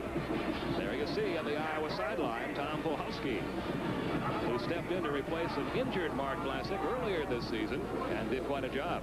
He might be in there on this next series of downs. Just a missed tackle on Jim Carsadas. He picked up 9 yards. John Breeze was in the backfield, but Carsadas got away from him and got downfield for the first down. First down at the Iowa 42. Carsadas hands the ball to Cooper. Cooper straight ahead, gets across the 40-yard line down to the 39. A gain of about 3. There you see Hayden Fry talking to Tom Puhalski. So we might see him in there at quarterback the next time Iowa gets the ball. Like you said, if they aren't throwing the ball, well, you bring in the reliever. Second down, 7. Right now, the chief concern for Iowa is trying to stop Ohio State. That is a must. This drive. Nowhere that time, George Cooper, the fullback, tripped up at the line of scrimmage. Dave Haight, the nose guard, right there to bring him down. Good job by Dave Haight. Making a tackle on a tough guy, George Cooper. We keep on repeating this, but he's 250 pounds. When he bounces India, he's going to make a couple of yards here and there. On that last one, Dave Haight stopped him for nothing. Well, Dave Haight's 260 pounds, so he made George Cooper pay a little too. You betcha. Third down. About 6 yards to go for the first down. The ball marked at the 38-yard line. A big play here for both teams. Santos marks out the signals out of the power eye. Back to throw on third down. Firing. It's caught. And this one might go all the way. Everett Ross. Touchdown. 38 yards for the touchdown, and Ohio State has scored their 4th touchdown of the afternoon. Ross, all he did was catch a little turn-in pass. Well, what happens is the defenders run into each other, and Ross goes 38 yards into the end zone. Here's Ross coming out of the backfield. There he is, right there. A nice little play. But look at that block up front by number 26, Nate Harris. Nate Harris actually sprung him loose for the 6 points. That is the 10th touchdown pass of the season by Jim Carsados. Matt France adds the extra point, and the Buckeyes of Ohio State have opened up that lead again with 6:20 remaining in the third quarter. It is now Ohio State 28 and Iowa 10. We'll be right back.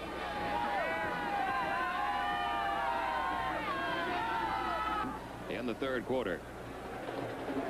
Here's the play from the end zone. Evie Ross out of the backfield. All this was supposed to do is pick up a first down. But you see this good block by Nate Harris. Springs him loose out there, and Ross is on the road to a touchdown. 38 yards. Ohio leads 28-10. Pat O'Morrow set to kick it off. Robert Smith and Kevin Harmon awaiting the kickoff. 5 plays, 54 yards, 2 minutes and 15 seconds on that last scoring drive by the Buckeyes. This will be taken by Robert Smith. Smith has 10-2 speed. He goes out of bounds at the 16-yard line. A 15-yard return. Dwight Smith there to force him out. You can have 10-2 speed, but if you've got 11 guys on the other side that are mad at you and want to knock your head off, it's pretty tough to get it going. There has to be a little bit better blocking. There's some scores. Indiana 14, Wisconsin nothing. Michigan 27, Illinois 10. They have come back. Illinois was leading 10-7. Mark Vlasic still in there at quarterback. First down at the 16-yard line. Maybe the coach wasn't quite so mad at him as we thought, eh? He is back to throw on first down. The pass is caught by Rick Bayless, but for very little yardage, only out to the 19-yard line. A 3-yard gain. That'll make it second down and 7. Reggie Graves making the stop for the Buckeyes. And that was a good catch by Rick Bayless. The ball was thrown behind him. Second down, 7 yards to go for the first down. Just doesn't seem that Mark Vlasic has his confidence back yet this year. He's been hurt quite a bit of this year. Another second quarter score in the Big Ten. Northwestern leading Purdue 10-7.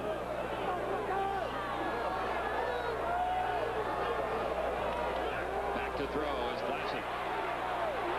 Firing long downfield for Robert Smith. Incomplete. Sonny Gordon was right there. The ball doesn't seem to zip, does it, from Mark Vlasic? So now a big third down play for Iowa. Smith was not open on that sideline. Good defense by the Ohio State Buckeyes.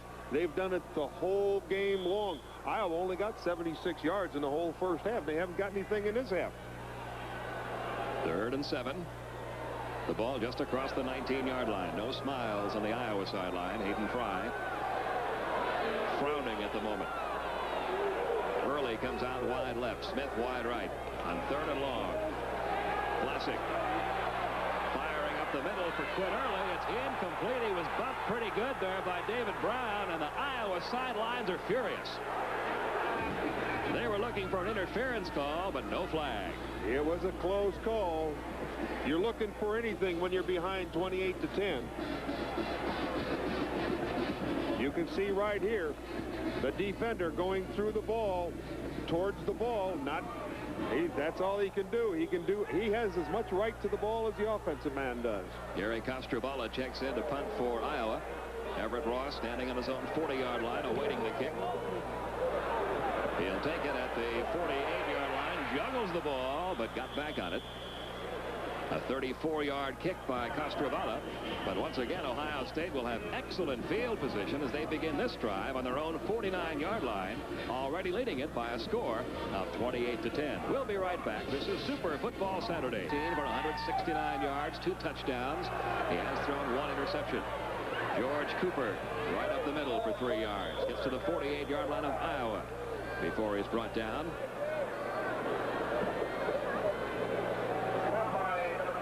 As our viewers can see, Ohio State is live and well and playing great football, both offensively and defensively. Going for their 7th consecutive win after dropping their first 2 games of the season and trying to stay unbeaten in Big Ten Conference play.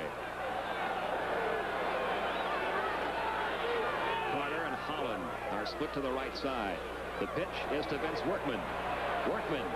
Boy, he almost broke that one all the way. Got across the 40-yard line down to about the 38-yard line. Brad Quast finally tripped him up. An 11-yard gain for Vince Workman. See, those plays up the middle to the big guy, George Cooper, don't seem like much until a play like this begins to occur. There's a fake into the line to George Cooper, and then Jimmy Carsadas just flips the ball back out to Workman, and he picks up the first down. First down at the 38-yard line of Iowa. 4.5 minutes remaining in the 3rd quarter. Ohio State with an 18-point lead. Nate Harris and Chris Carter come out to the right side. Santos gives the ball to Cooper again. The fullback spins off 1 man, but runs into 3 more Iowa Hawkeyes, including George Davis. Oh, Dave Haight hit him first. Couldn't even knock the big guy down. Took 3 more guys to jump on top of George Cooper to get him down for a 1-yard gain. Right now we have a moment. Let's pause 5 seconds for station identification.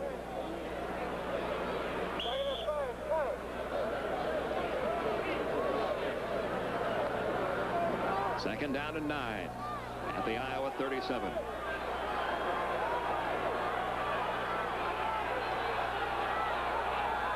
Jamie Holland in motion. Carsados fakes the handoff. The pass is caught by Chris Carter at the 27-yard line. Joe Mott was the nearest defender, but Carter, if that ball had been thrown a little bit higher, might have taken it and gone all the way. Well, they've been throwing that pass against Iowa all day long. Carter's on the inside. They send Jamie Holland in motion. Jamie Holland just clears the side out, and when Chris Carter comes underneath, it's called a drag out. He's wide open, and nobody's out there to help out the defenders, and it's been completed 4 out of 4 times already today. It's a first down at the 27-yard line. Harris in motion. George Cooper, the fullback. On first down plays, Carsados has gone almost exclusively to his fullback, George Cooper. This time he gained a yard before Dave Haight made the tackle. That keeps everybody honest in that defensive line. Not only the linemen, but the linebackers. Nobody knows the next time as he comes and he fakes the ball off to the fullback, he can do just about anything with it. Either come back and throw it, run the option, or flip it out to Workman. There you see Cooper's numbers for the day. Other numbers that need to be considered right now, those of Chris Carter. 6 receptions for 121 yards by the All-American candidate. Second down and 9. Holland in motion.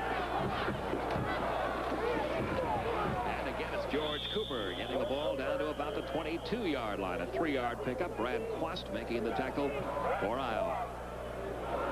The Buckeyes driving again. Buckeyes retaining the football with big George Cooper up the middle and Workman around in. And then when they need the first down, they just throw the ball out to Chris Carter. If they need a touchdown, they'll throw it to Chris Carter. And I'll tell you something, this is a good football team. Third down and 5. Let's see what the Buckeyes elect to do here. They send Carter wide left. Everett Ross wide right. Carsados on third down. Back to throw. Firing. The pass incomplete. Somebody got a hand up there and tipped it. The intended receiver was Everett Ross. Looked like it was Joe Mott that got the hand up, number 97. You got it, partner. Had that big paw. Joe Mott, 6'4", 235 pounds. Garsadas could not get it over the top of him. So now Matt France checks into the game. He's going to attempt a field goal from the 29-yard line. This will be a 39-yard attempt. And he hasn't missed this year. There's the boot by France.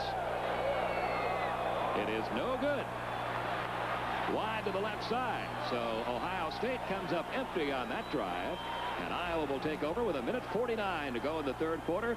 And Ohio State leading at 28-10. Geez, I hope I didn't put the whammy on him when I said he hasn't missed all year. There's your score with 1:49 left in quarter number 3.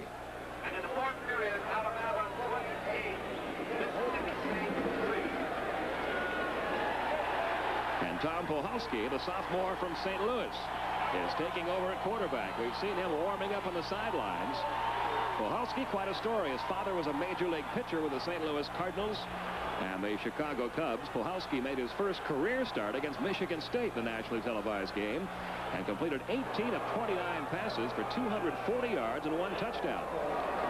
He was the co-offensive player of the week in the Big Ten. The inside handoff to Rick Bayless, and Bayless with good yardage up to the 28-yard line. The tackle made by Greg Rogan. Call it a 6-yard gain. It'll be 2nd down and 4. Well, they'll give Puhalski a little chance to hand it off and get his feet wet, just the feel of the football game, because he's going to have to start moving the ball in the air. Puhalski on the season has completed 33 out of 65 passes for 455 yards and 2 touchdowns. He's also had 4 passes intercepted. 2nd down and 4. Puhalski handing off to Rick Bayless again. Bayless has the first down up to the 35-yard line before he was brought down by Henry Brown. Bayless having a good afternoon for Iowa, but it's been kind of a one-dimensional attack for the Hawkeyes. That's really been about the only play they've had all day, either running Rick Bayless or throwing a short pass to Rick Bayless. Mark Vlasic really did not have a good day, even when people were open.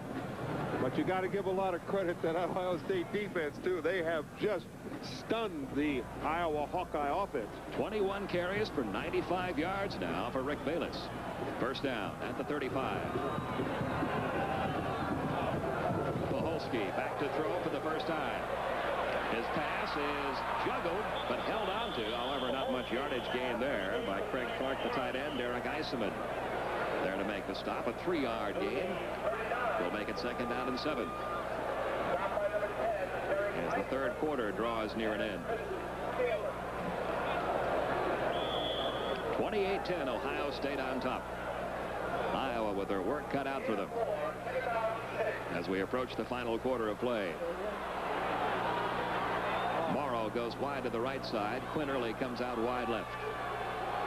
2nd down, 7. The handoff is to the fullback, Richard Bass, and the sophomore from Omaha runs into Eric Kummerow on the final play of quarter number 3. And they're going to have some problems winning if they keep running plays like that, partner. The ball moves out to the 40-yard line. It'll be 3rd down and 5. One more quarter of football remaining here at Kinnick Stadium. And our score after 3, Ohio State 28, Iowa 10. We'll be right back. Chances, it doesn't matter whether they get beat 55-10 or 28-10. It's still in the loss column. Big play here, 3rd down and 5. Tom Puhalski, who's taken over at quarterback for Mark Vlasic. Fakes the handoff, fires the pass. It's caught by the tight end Mike Flagg for the first down.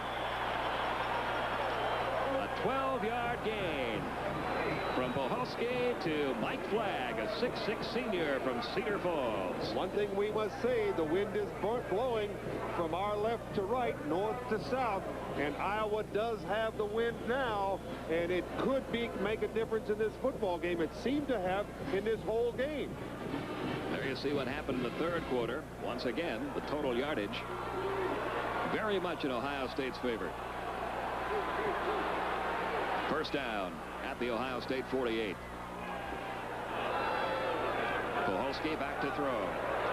Has good protection. Good pass, and it's dropped by Rick Bayless. Bayless had it and lost it inside the 25-yard line. Greg Rogan back there in the coverage along with Sonny Gordon.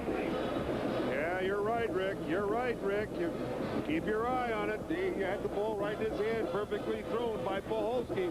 These are the plays you got to make. Look at that. Perfect ball right in the hands of Rick Bayless. He just dropped it. He knows he made the mistake. He feels worse than we do up here, I guarantee you. Second down and 10. In the opening minute of the final quarter. The ball at the Ohio State 48-yard line. Morrow goes wide left. Quinn Early wide right. Long count by Puhalski. He lost his footing. Is still able to get rid of the ball to Rick Bayless. Bayless did a pretty good job on a busted play, getting it down to the 44-yard line. Eric Kummerow making the stop. Little draw play. So it'll now be third down and 6. Another big third down play. It looks like it's very easy to play on this carpet out there, but you know, with the new equipment and the rubber soles, every once in a while you get hooked up on this tartan turf, and you can't get your feet up, and that's exactly what happened to Puhalski. Third down and 6. Back to throw on third down. Fires up the middle for Quinn Early. He's got him at the 30-yard line. Nope, it's going to be ruled incomplete. Thought he had it there for a moment. A catchable play. Good hard hitting by that Ohio defense. Early coughed it up. You'll see the play. Here it is. Look at, he makes a great play to get away. And there it's thrown to Early, and Early just missed the ball. You got to get it in your hands. So that brings up a fourth down situation. The pitter-patter of little feet sometimes scares these individuals going into the middle like that, especially when they're only 5'10" and 180 pounds. Iowa has no choice but to go for it. Fourth down and 6. 3 wide receivers in there now. Puhalski back to throw on fourth down. Looking for an open man. He's going to be brought down back at the 46-yard line by Darrell Lee, number 95. And Ohio State will take over in excellent field position. So the Buckeyes of Ohio State continuing to dominate. 13:39 remaining in the ball game. It's 28-10. We'll be right back. 9 completions and 19 attempts, and now has 10 touchdown passes on the season. And he starts this drive in excellent field position at the Iowa 46. Vince Workman, the ball carrier, up the middle across the 45 to about the 44 before he's brought down by Brad Quast. That's the freshman. Looks like Workman we may have another injury. Workman has been in there just about all the way. Jeff Ulenek is the player down for Ohio State. Jim Bryant started the game at the tailback spot, played about the first series or 2, and we haven't seen him since. We have no report of an injury to Bryant. Workman's done a fine job replacing him. But, Ron, you noticed that Bryant is favoring his left leg just a little bit over on the Ohio State sideline. There's number 41 on the sideline. Now, he looks like he's fine, but if you watch, you see sort of limping a little bit and favoring that left leg. So that could be the reason he's not in there. In the meantime, another offensive lineman, Jeff Ulenek, who missed the game 2 weeks ago because of a knee injury, is the player down at the 42-yard line. There's the way the points have been scored. Iowa got on the board first on that pass interception return, but then Ohio State reeled off the next 3 touchdowns. Carter, Cooper, and Rogan doing the damage. Dominated this football game defensively. They just torn up the Iowa Hawkeye offense. I think at this point they only have 125 yards total offense for the day. And what's been impressive about the offense for Ohio State today is the fact that offensively in that line they keep losing people. Last week it was Larry Connerman going down. Earlier in this game they lost Greg Zakharoff. Then they lost Joe Stasiak. And now Jeff Ulenek being helped off the field. Looks like it might be that knee again. Time will tell. If an individual, here's where he gets hurt now. You can see that leg. So here's the offensive line that Ohio State is working with at the moment. Tim Moxley, a freshman at left tackle. Jeff Davidson, a freshman at left guard. The senior Bob Maggs at center. A sophomore Jim Davidson at right guard. And a junior Jay Schaefer at right tackle. Second down and 9. Workman with a good gainer up to the 40-yard line before he's stopped. Pick up a 4. It'll make it 3rd down and 5. Speaking of depth, how would you like to lose your number 1 tailback, put in a freshman? He's your number one ground gainer. Lose him, put in Vince Workman, who has done a stellar job today. There's the scoring in the second half. A Rob Houtland field goal got Iowa on the board early in the 3rd quarter, but Ohio State took care of those points in a hurry. And they lead at 28-10 with 12:43 remaining. 3rd down and 5. Workman's going nowhere this time. Dropped for a loss of about a yard. Dave Haight, the nose guard, got through to make the tackle. A Hayden Fry team will not quit. You can see that. Haight making a good play on that draw play to Vince Workman. And Iowa will get the ball back. Tom Tupa checks into the lineup. He will do the kicking. Peter Marciano waiting back at about his own 9-yard line. There's Tupa. His 6th punt of the day.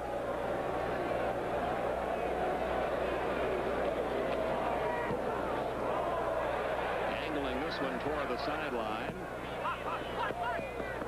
And it goes out of bounds inside the 15-yard line. So Iowa is going to have their backs to the wall here. Trailing by 18 points. They'll have the ball on the 13-yard line, their own 13. With 11:54 remaining. A 30-yard kick by Tupa. No return by Iowa. Iowa still has time, but they're going to have to move in a hurry. Yeah, the defense likes to put you in a position like this when they know what you're going to do, and Iowa does have to pass. Tom Poholski, the quarterback, firing on 1st down and completing a sliding catch to Quinn Early at about the 23-yard line. That's going to be very close to a 1st down. William White was back in the coverage for Ohio State. Miami has regained the lead over Florida State in the 4th quarter. Pittsburgh clinging to a 3-point lead over Syracuse. That game in the 4th quarter. Maryland has taken a 1-point lead. They have come from way back to take the lead in that game in the 4th. And South Carolina trying to pull off an upset, leading by 5 over NC State. Alabama having no problem with Mississippi State. Here it is 28-10 Ohio State. Shy of the 1st down by about a half yard. They'll give it to the fullback Richard Bass, and Bass trying to get that 1st down yardage. Stopped by Chris Spielman. He only needed to gain about a foot, and it appears that he did.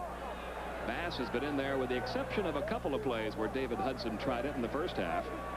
There's not much you're going to make against a guy like number 36 Spielman, who's been in on just about every tackle today against the Iowa Hawkeyes. The Iowa Hawkeyes just have to get down this field very quickly, as we only have 11 minutes and 41 seconds, and they trail 28-10 to the Ohio State Buckeyes. Richard Bass got just enough for the 1st down. 1st down at their own 24. Tom Poholski pitching the ball to Rick Bayless. Bayless isn't going to go very far. In fact, he may have lost a yard before Fred Ritter, the nose guard, brought him down. Scott Leach made the play. He came in and forced it all when they pitched it back to Bayless. Scott Leach got into that backfield very quickly so that his nose guard could come out and cut off the play for no gain. 2nd down and 10. Marv Cook and Quinn Early check in. Bringing the play in to Tom Poholski. It doesn't make sense to run the ball like that unless Hayden Fry just feels as though his passing game is very poor. Poholski back to throw on 2nd and 10. He has plenty of protection. Fires it long downfield, intended for number 84, Marv Cook. And it went right off his fingertips. David Brown back in the coverage. That would have been a great catch. It hit him in the hands, though. And every good end feels as though if it hits him in the hands, he should be able to make the catch. Watch this ball. Right in the hands. Boop. Popped out. 3rd and 10. Marv Cook now coming out. Mike Flagg checks in at the tight end spot. 5 defensive backs in there now for Ohio State. On an obvious passing situation. 3rd and 10. 3 wide receivers are in there for Iowa. Poholski back to throw. Under Some pressure being chased by Graves, being chased by Kummerow, and Kummerow made the tackle. Reggie Graves and Eric Kummerow are coming from behind, and Kummerow got him after an 8-yard gain. Watch this chase by Graves. He catches him from behind.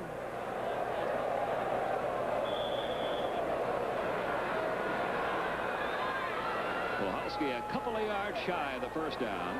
They're going to go for it again, it looks like. It's about a yard and a half to go. They have to get the ball almost out to the 35-yard line. 4th and a yard and a half. Pohalski back to throw on 4th down. Had to get rid of it in a hurry because Henry Brown, big number 94, got through to force him to get rid of it. Oh, Henry was right there. What didn't happen is the offensive tackle didn't pop him first. He just let Henry Brown come right straight through at Tom Pohalski. And Pohalski had no chance to get rid of the ball. They were trying to screen it over here to the right. So Ohio State gets the ball back. As Iowa runs out of downs, it'll be Ohio State's ball at the 33-yard line. With 9:42 remaining, Ohio State leading by 18. We'll be right back. This is Super Football Saturday on TNT. Eden trying to put this one away now as they take over on downs at the 33-yard line of Iowa. They took over the last time, but the Iowa defense held them for no gain. Jim Carsados sends Nate Harris in motion. He's back to throw on first down. Firing, and the pass is caught by Harris inside the 20-yard line. Ken Sims back in the coverage for Iowa. It's a first down for the Buckeyes. A 15-yard gain. Harris down the field. Chris Carter. Everybody's worried about Chris Carter out there on the outside. And Harris went right into the seam of the zone. And Carsadas found him. And it's a first down on the 17-yard line for Ohio State. The Buckeyes trying to stay unbeaten in Big Ten play. And more as each week of this Big Ten season goes by, it looks like it's all going to come down to that final week of the season when Ohio State and Michigan get together. Jamie Holland in motion. Carsados handing the ball off to Vince Workman. Workman off tackle for a couple of yards. Joe Mott making the tackle. Well, on that play, 3 guys blocked 1 man. Everybody forgot about Mott, and there he was, sitting there waiting for Vince Workman, and he tackled him for no gain. The ball marked back at the 17-yard line, right where it started, so it is no gain. Second down 10. Less than 9 minutes remaining in the game now. Cooper and Workman line up behind Carsados.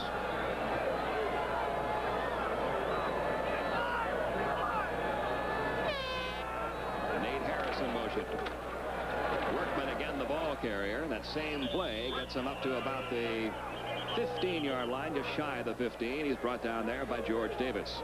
A 2-yard gain. It'll be third down and 8. Clock keeps ticking, much in the favor of the Ohio State Buckeyes, who have not let the Iowa Hawkeyes today just get out of their bag. They closed the bag on them after Iowa scored the first touchdown defensively, and they have not been able to move the ball at all. Next week, Ohio State should have a fairly easy one. They're at home against Northwestern. Iowa will be on the road next week playing at Illinois. Third down and 8. The pitch is to Workman. Workman looking for running room on the far sideline. Won't find any. He was tripped up by Kerry Burt, who came from a strong safety position to make the tackle for a 5-yard loss. Burt earlier today ran back a Jim Carsados pass interception for a touchdown. Well, they strung it out. The defense of Iowa strung this one out, and Burt came right up from his position on the end and just more or less got underneath everybody and tackled Workman with no gain, or maybe a 3-yard loss. Matt France will now attempt a 37-yard field goal. He missed his first field goal of the season earlier today, but he didn't miss that one. Good from 37 yards out. And the Buckeyes of Ohio State continue their romp with 7:10 remaining in the ball game. It's now the Buckeyes 31 and Iowa 10. These Ohio State Buckeyes have done a great job today defensively.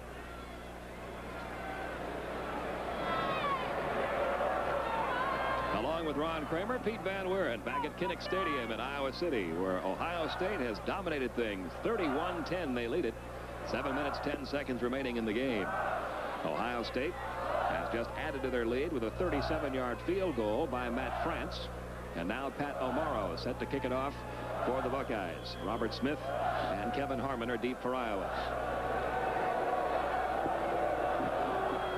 A line drive kick handled by Smith at the 6-yard line.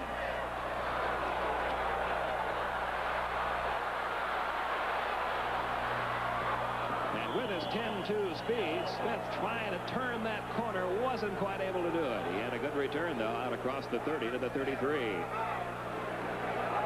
Made some nice little moves out there. A 28-yard return by Robert Smith. Now, this game should get interesting right now, because Iowa is going to have to put the ball up in the air. So you see an awful lot of exciting plays right about this time of the football game. Iowa scoring on a pass interception return in the first quarter, but since then, Ohio State has had things pretty much their way. Tom Poholski has again replaced Mark Vlasic at quarterback for the Iowa Hawkeyes. They'll put it in play at their own 33. Quinn Early comes wide right. Robert Smith wide left. The running backs are Rick Bayless and Richard Bass, who's been in there for the injured David Hudson much of the afternoon.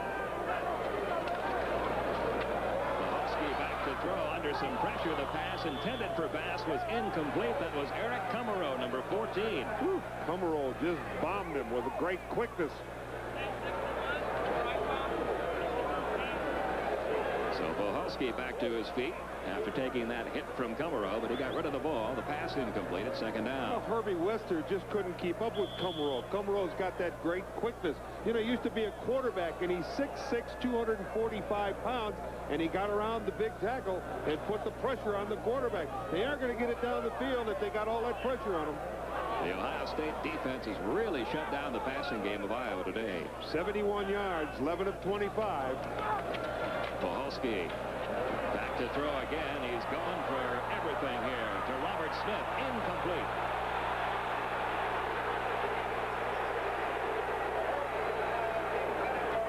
David Brown, William White back in the coverage. Robert Smith couldn't quite get to it. Impossible to catch. Could not have been interference. 3rd down and 10. Right down the field, Robert Smith. Pretty good blocking in front of him this time. Poholski just gets up and wings it. And Robert Smith trying to run underneath it, but it's away from everybody. So now it's 3rd and 10 at the 33. 6:50 the time remaining. Iowa trailing by 21.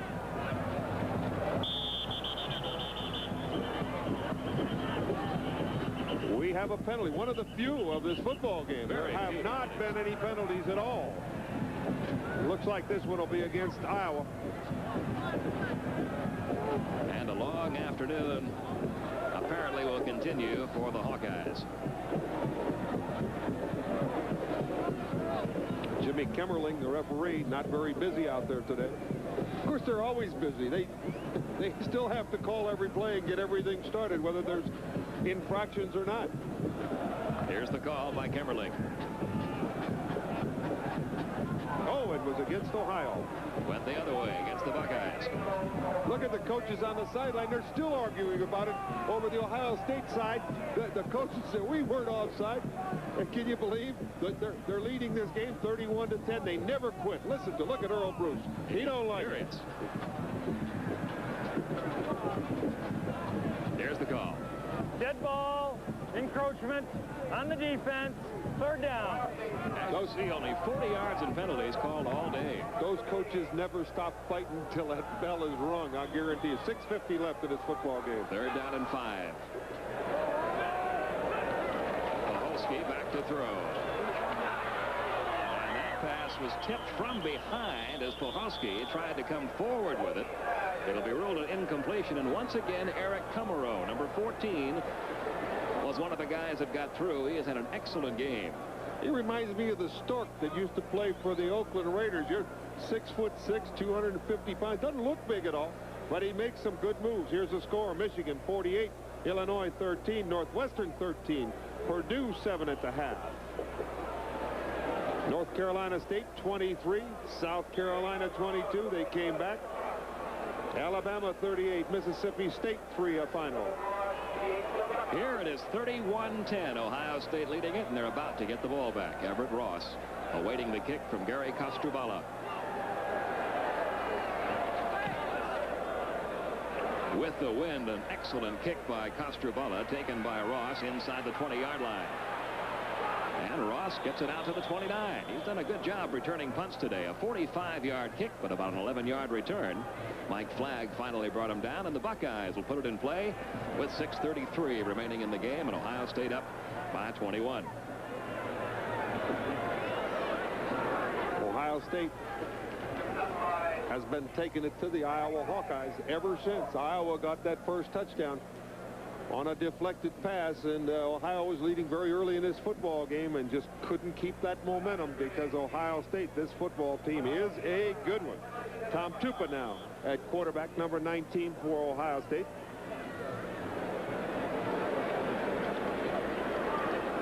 First down at the 29. Tom Tupa taking over at quarterback. Hands the ball to the fullback, Cooper. He'll gain about a yard. Myron Kepi making the tackle.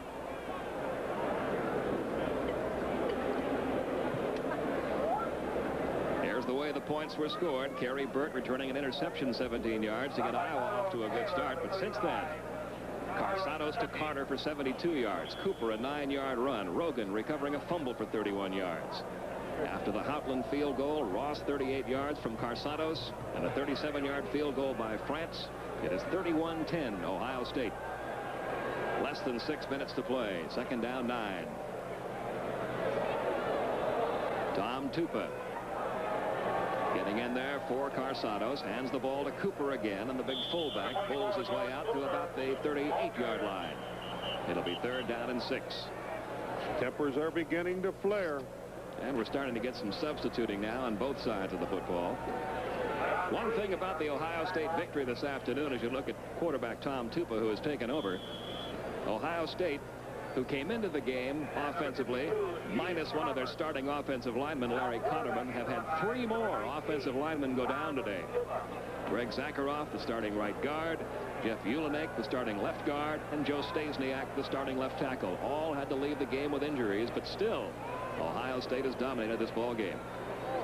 The pitch is to Vince Workman. Workman has the first down and then some. Still on his feet, finally driven out of bounds near midfield by Kenny Sims. That's that diversity of those quarterbacks that Ohio State have. Tom Tupa just came in, ran the option perfectly, faked it off to the fullback, George Cooper, flipped it out to Bryant. Good blocking out in front, and Bryant picked up the first down with no problem. It's just shy of midfield. First and 10, Ohio State. Vince Workman's gone most of the way at tailback. The freshman starter, Jim Bryant, carried the ball only 4 times. Appears to have perhaps injured his left leg a little bit. He doesn't look like he's too badly hurt, but he has been in there since the first quarter. Workman's gone the rest of the way. Jamie Holland in motion. Cooper, the ball carrier. The big fullback has had a good day running inside. Gets it all the way down to the 45-yard line. 6 more yards for Cooper. Worth and Sims making the tackle for Iowa. Those offensive linemen love that fullback running up the middle, because that way, when they have to go to the passing game, it makes it a lot easier for them to block those big defensive linemen coming on them. It will be second down. 5 yards to go for the first down at the Iowa 45. They split Holland to the left side, Carter to the right side. Tom Tupa directing his first drive of the day. He's a junior, handles all the punting chores. Hands the ball to Workman, and Workman gets it down to about the 42-yard line. Looks like he'll be shy of the first down by about a yard. Mike Burke making the tackle from his defensive right end spot. Clock continues to run. 3:58 left in this football game. Ohio State leads 31-10. They're just working on them now. Work that clock down. Let's get this thing over with. Let's get on to the next game. And Ohio State really looks like a contender in this Big Ten race. People who have been with this ball club all season say you've been able to see the improvement in this team weekly. Well, we saw Ohio State with a very impressive victory over Minnesota last week, and they look like a better football team this week. Another good gain up the middle by George Cooper. Rick Schmidt finally brought him down. He's got the first down after an 8-yard pickup. Miami trying to hold on to that #1 spot in the nation. Looks like they will. They were trailing early in that game. And over on the Iowa sidelines, this Iowa team realizing that their chance for any share of the Big Ten title is gone. 3:16 left in this football game. Ohio State leads 31-10. First down at the 33-yard line. Vince Workman up the middle, gets to about the 30. A 3-yard gain for Workman. Mike Burke making the tackle along with Dave Haight. Obviously, they wanted to get Workman in to get some work against a top-rated team, and he has come through today very nicely. And you notice the one thing about Ohio State, they haven't made any mistakes all day. No penalty, very no well mistakes. Balanced offensive attack. They've run the ball with Cooper and Workman. Carsados has run the option a few times. They've completed passes to Carter, Nate Harris, and Everett Ross. They've done it all, and defensively, they were tough. Second down, 7. Tom Tupa pitching the ball to Vince Workman. He hands the ball off to Jamie Holland on the reverse. Jamie Holland looking for running room on the far side. Boy, did he take a hit at the 30-yard line. There go the penalty flags. Myron Kempe, number 77, is the guy that hit him. There's no gain on the play. There will be after the referee marches it off. One of the few penalty markers we've had thrown today. Surprisingly, both of them were right about the same place. One against Ohio State, just the beginning of this second half, and now one against Iowa, right on that sideline, hitting the man as he's out of bounds. Here's the call by the referee. And this one, of course, goes against Iowa. Myron Kempe, number 77, is the guy that hit Jamie Holland. Here's the shot. Hit. Ah, he's out. That's the one. That's the one. So they march it all the way down to the 15-yard line. We have a dead ball. Personal foul on the defense. You see where he ended up underneath the bench, and I think he's still laying underneath the bench. Looks like Jamie Holland might be hurt right there on the sideline. So while Ohio State has played an excellent football game today, they've had some players go down with injuries. We don't know how serious they're going to be. First down at the 15. With Holland out of there now, Nate Harris has replaced him. 2:20 remaining in the game. Tupa hands the ball to number 33, Steve Grisak, a junior fullback from Boardman, Ohio. Myron Kempe making the tackle. Kempe at that left tackle spot defensively, trying to fill the shoes of Jeff Drost, an All-American hopeful who went down with an injury very early in the year for Iowa. He's out for the season with a bad knee. A gain of 3 by Grisak makes it second down and 7. 1:52 remaining.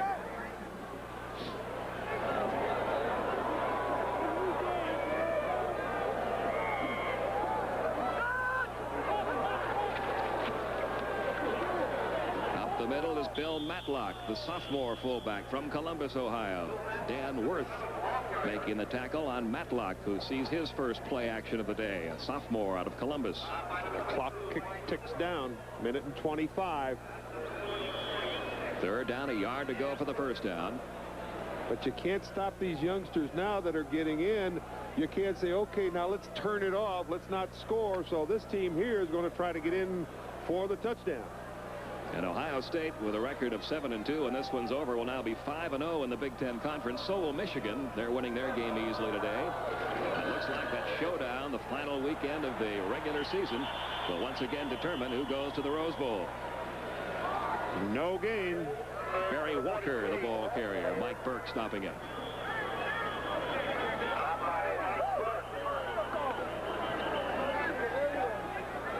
And an injured player now for Iowa appears to be Myron Kempe. It is Kempe. It has just been remarkable that Iowa has been able to play as well as they have all season with the number of injuries they have had. Oh, it's been very difficult on Hayden Fry.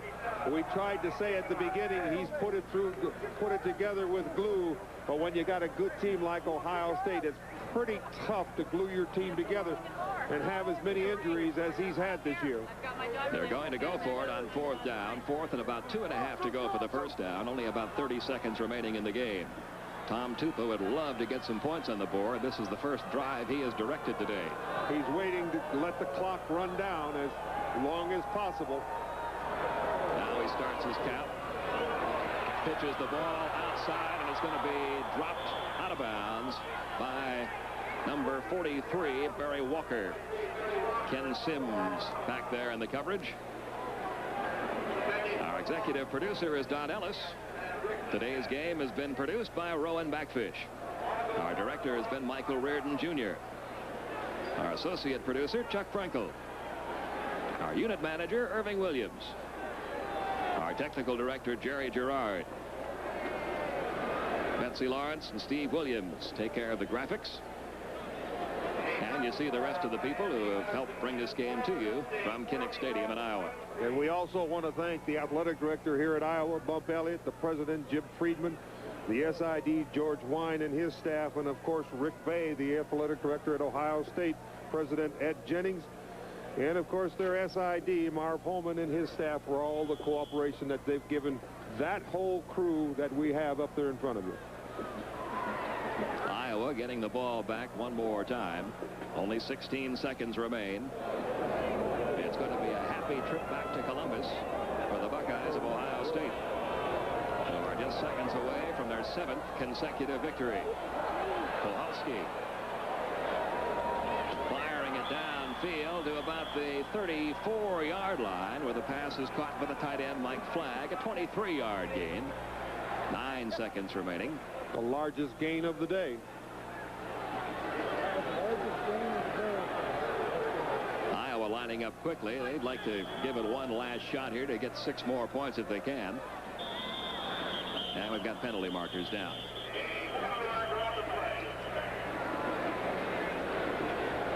It will definitely be the last play of the game. Perhaps. Ohio State will walk away with a victory, but they aren't walking away with it. They're stomping away with it. And they have dominated this football game all day long. They lead right now with 3 seconds left, 31-10 here in Iowa City. Perhaps the largest turnout of bowl game representatives ever to see a single game. 12 different bowl games represented here today. Of course, if Ohio State continues to play the way they're playing and keeps on winning, there's no question about where they're going. That's right. There was a lot of talk that if Iowa was able to win this game today and unable to win the Big Ten Conference title, they may go to the Cotton Bowl. But that's all been changed today by the way Ohio State has performed. Final play. Tom Pohalski firing it downfield. The pass is dropped by Jim Morrow, but picked up on the flea flicker as time expires. A happy day for Earl Bruce and his Ohio State Buckeyes. And a very unhappy day for Hayden Fry and the Hawkeyes of Iowa. Ohio State with their 7th straight victory. The final, Buckeyes 31, Iowa 10.